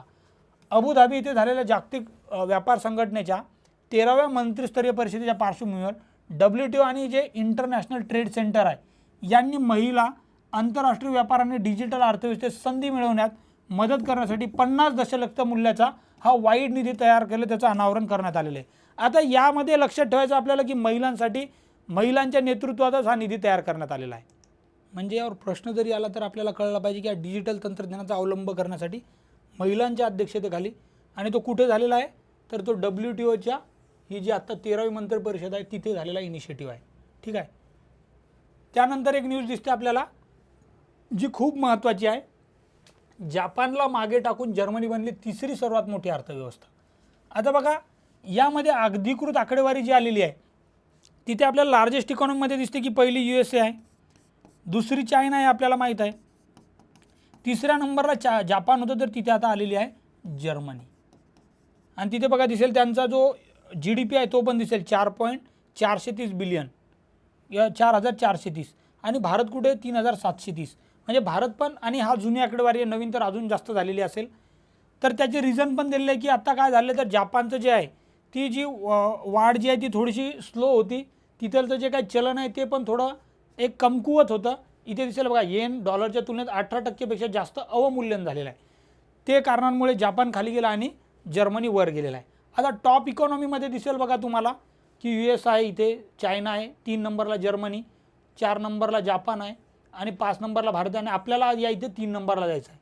आपलं टार्गेटच आहे की आपल्याला बघा IMFचं जिथं वाक्य आहे इंटरनॅशनल मॉनिटरी फंडचं, India to become 3.5 trillion in 2023, ते होऊन गेलं आपलं, आणि 5 ट्रिलियन इकॉनॉमी इन 2027. आणि मग 2027पर्यंत आपण 25, तसं तर आपलं 2025पर्यंत टार्गेट आहे की 3rd नंबरची इकॉनॉमी होणे 5 ट्रिलियन. आता आंतरराष्ट्रीय संस्था आणि त्यांचे सदस्य ह्या काही ज्या महत्त्वाच्या संस्था होत्या चर्चेमध्ये त्या थोडक्यात आपण बघूयात. कारण काय आहे की जर का आत्तापर्यंत प्रश्न आलेला नाही डायरेक्ट असा, परंतु ज्या चर्चेच्या थोडी त्याच्यात माहिती असेल तर तुम्हाला चालू घडामोडी कळायला सोपं जाईल. आता यामध्ये बघा I2 U2, आता याचे लॉंग फॉर्म माहीत असले पाहिजे तुम्हाला की I2 म्हणजे दोन कोणते आय आहेत, तर इथे दिसेल बघा तुम्हाला दोन आय म्हणजे इंडिया आणि इस्रायल. इथे दिसेल तुम्हाला इंडिया आणि इस्रायल हे झाले I2. आणि U2 म्हणजे काय UAE आणि USA यांच्या दरम्यान जे आहे ते एक कोऑपरेशन जागतिक लेवलवर सहभाग सहकार वेगवेगळ्या गोष्टींवर चर्चा करण्यासाठी हा बनलेला ग्रुप आहे. याला I2 U2 म्हणतात, ज्याच्यात 4 सदस्य आहेत. त्यानंतर एक महत्त्वाची दिसेल तुम्हाला आघाडी, त्यामध्ये ऑकस नाव आहे त्याच्यात, ज्याच्यात A म्हणजे ऑस्ट्रेलिया, UK म्हणजे UK आणि US म्हणजे USA अमेरिका, असे 3 देशांचा ग्रुप आहे. ज्याला बघा इथे काय त्याचं घोषित केलेल्या या भागीदारीमध्ये US UK यांचा समावेश आहे आणि आण्विक शक्तीवर चालणाऱ्या पाणबुड्या घेण्यास मदत करतील. म्हणजे काहीतरी त्याच्यामागे एक उद्दिष्ट असतो, त्यासाठी एकत्र आलेले देश आहेत. त्याचे लॉंग फॉर्म माहीत पाहिजे की याच्यात मेंबर देश कोणते आहेत आपल्याला, म्हणजे यावर प्रश्न जर आला तर तो आपला चुकायला नको. क्वाडमध्ये 4 देश आहेत. क्वाडचं इंग्रजीमध्ये मिनिंग आहे की 4 जण कोणतरी एकत्र येतात. मग ज्यामध्ये भारत, त्यासोबत जापान, अमेरिका आणि ऑस्ट्रेलिया आहे. याच्यात आता 2017 नंतर कार्यरत झालेला आहे. सागरी सुरक्षा आणि व्यापाराच्या हितसंबंधावर मेळ साधणे हे या गटाचं उद्दिष्ट आहे. हे लक्षात ठेवणे आपल्याला गरजेचं आहे. त्यानंतर महत्त्वाची एक संघटना दिसेल आपल्याला, एक राहिलेली आहे कुठेतरी, बिमस्टेक. तर बिमस्टेक ही 7 देशांचे सदस्य आहेत.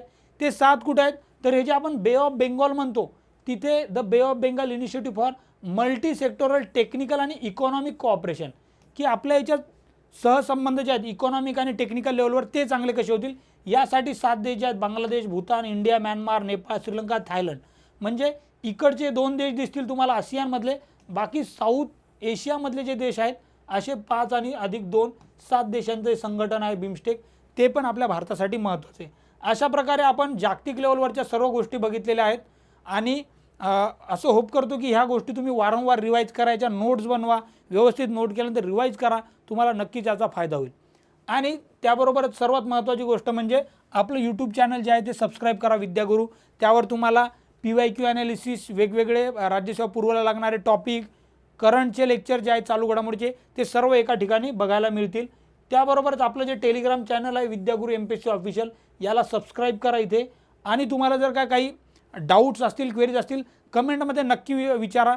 तुम्हाला जर वाटत असेल की या विषयावर व्हिडिओ बनवायला पाहिजे, त्या पण कमेंट करा. मी नक्कीच त्याच्यावर विचार करेल आणि तुम्हाला तिथे रिप्लाय पण करेल. जे व्हिडिओ गरजेचे आहेत पूर्वपरीक्षेत ते पण जर का तुमच्या सूचना मला वाटल्या योग्य आहे तर त्या पण करेल.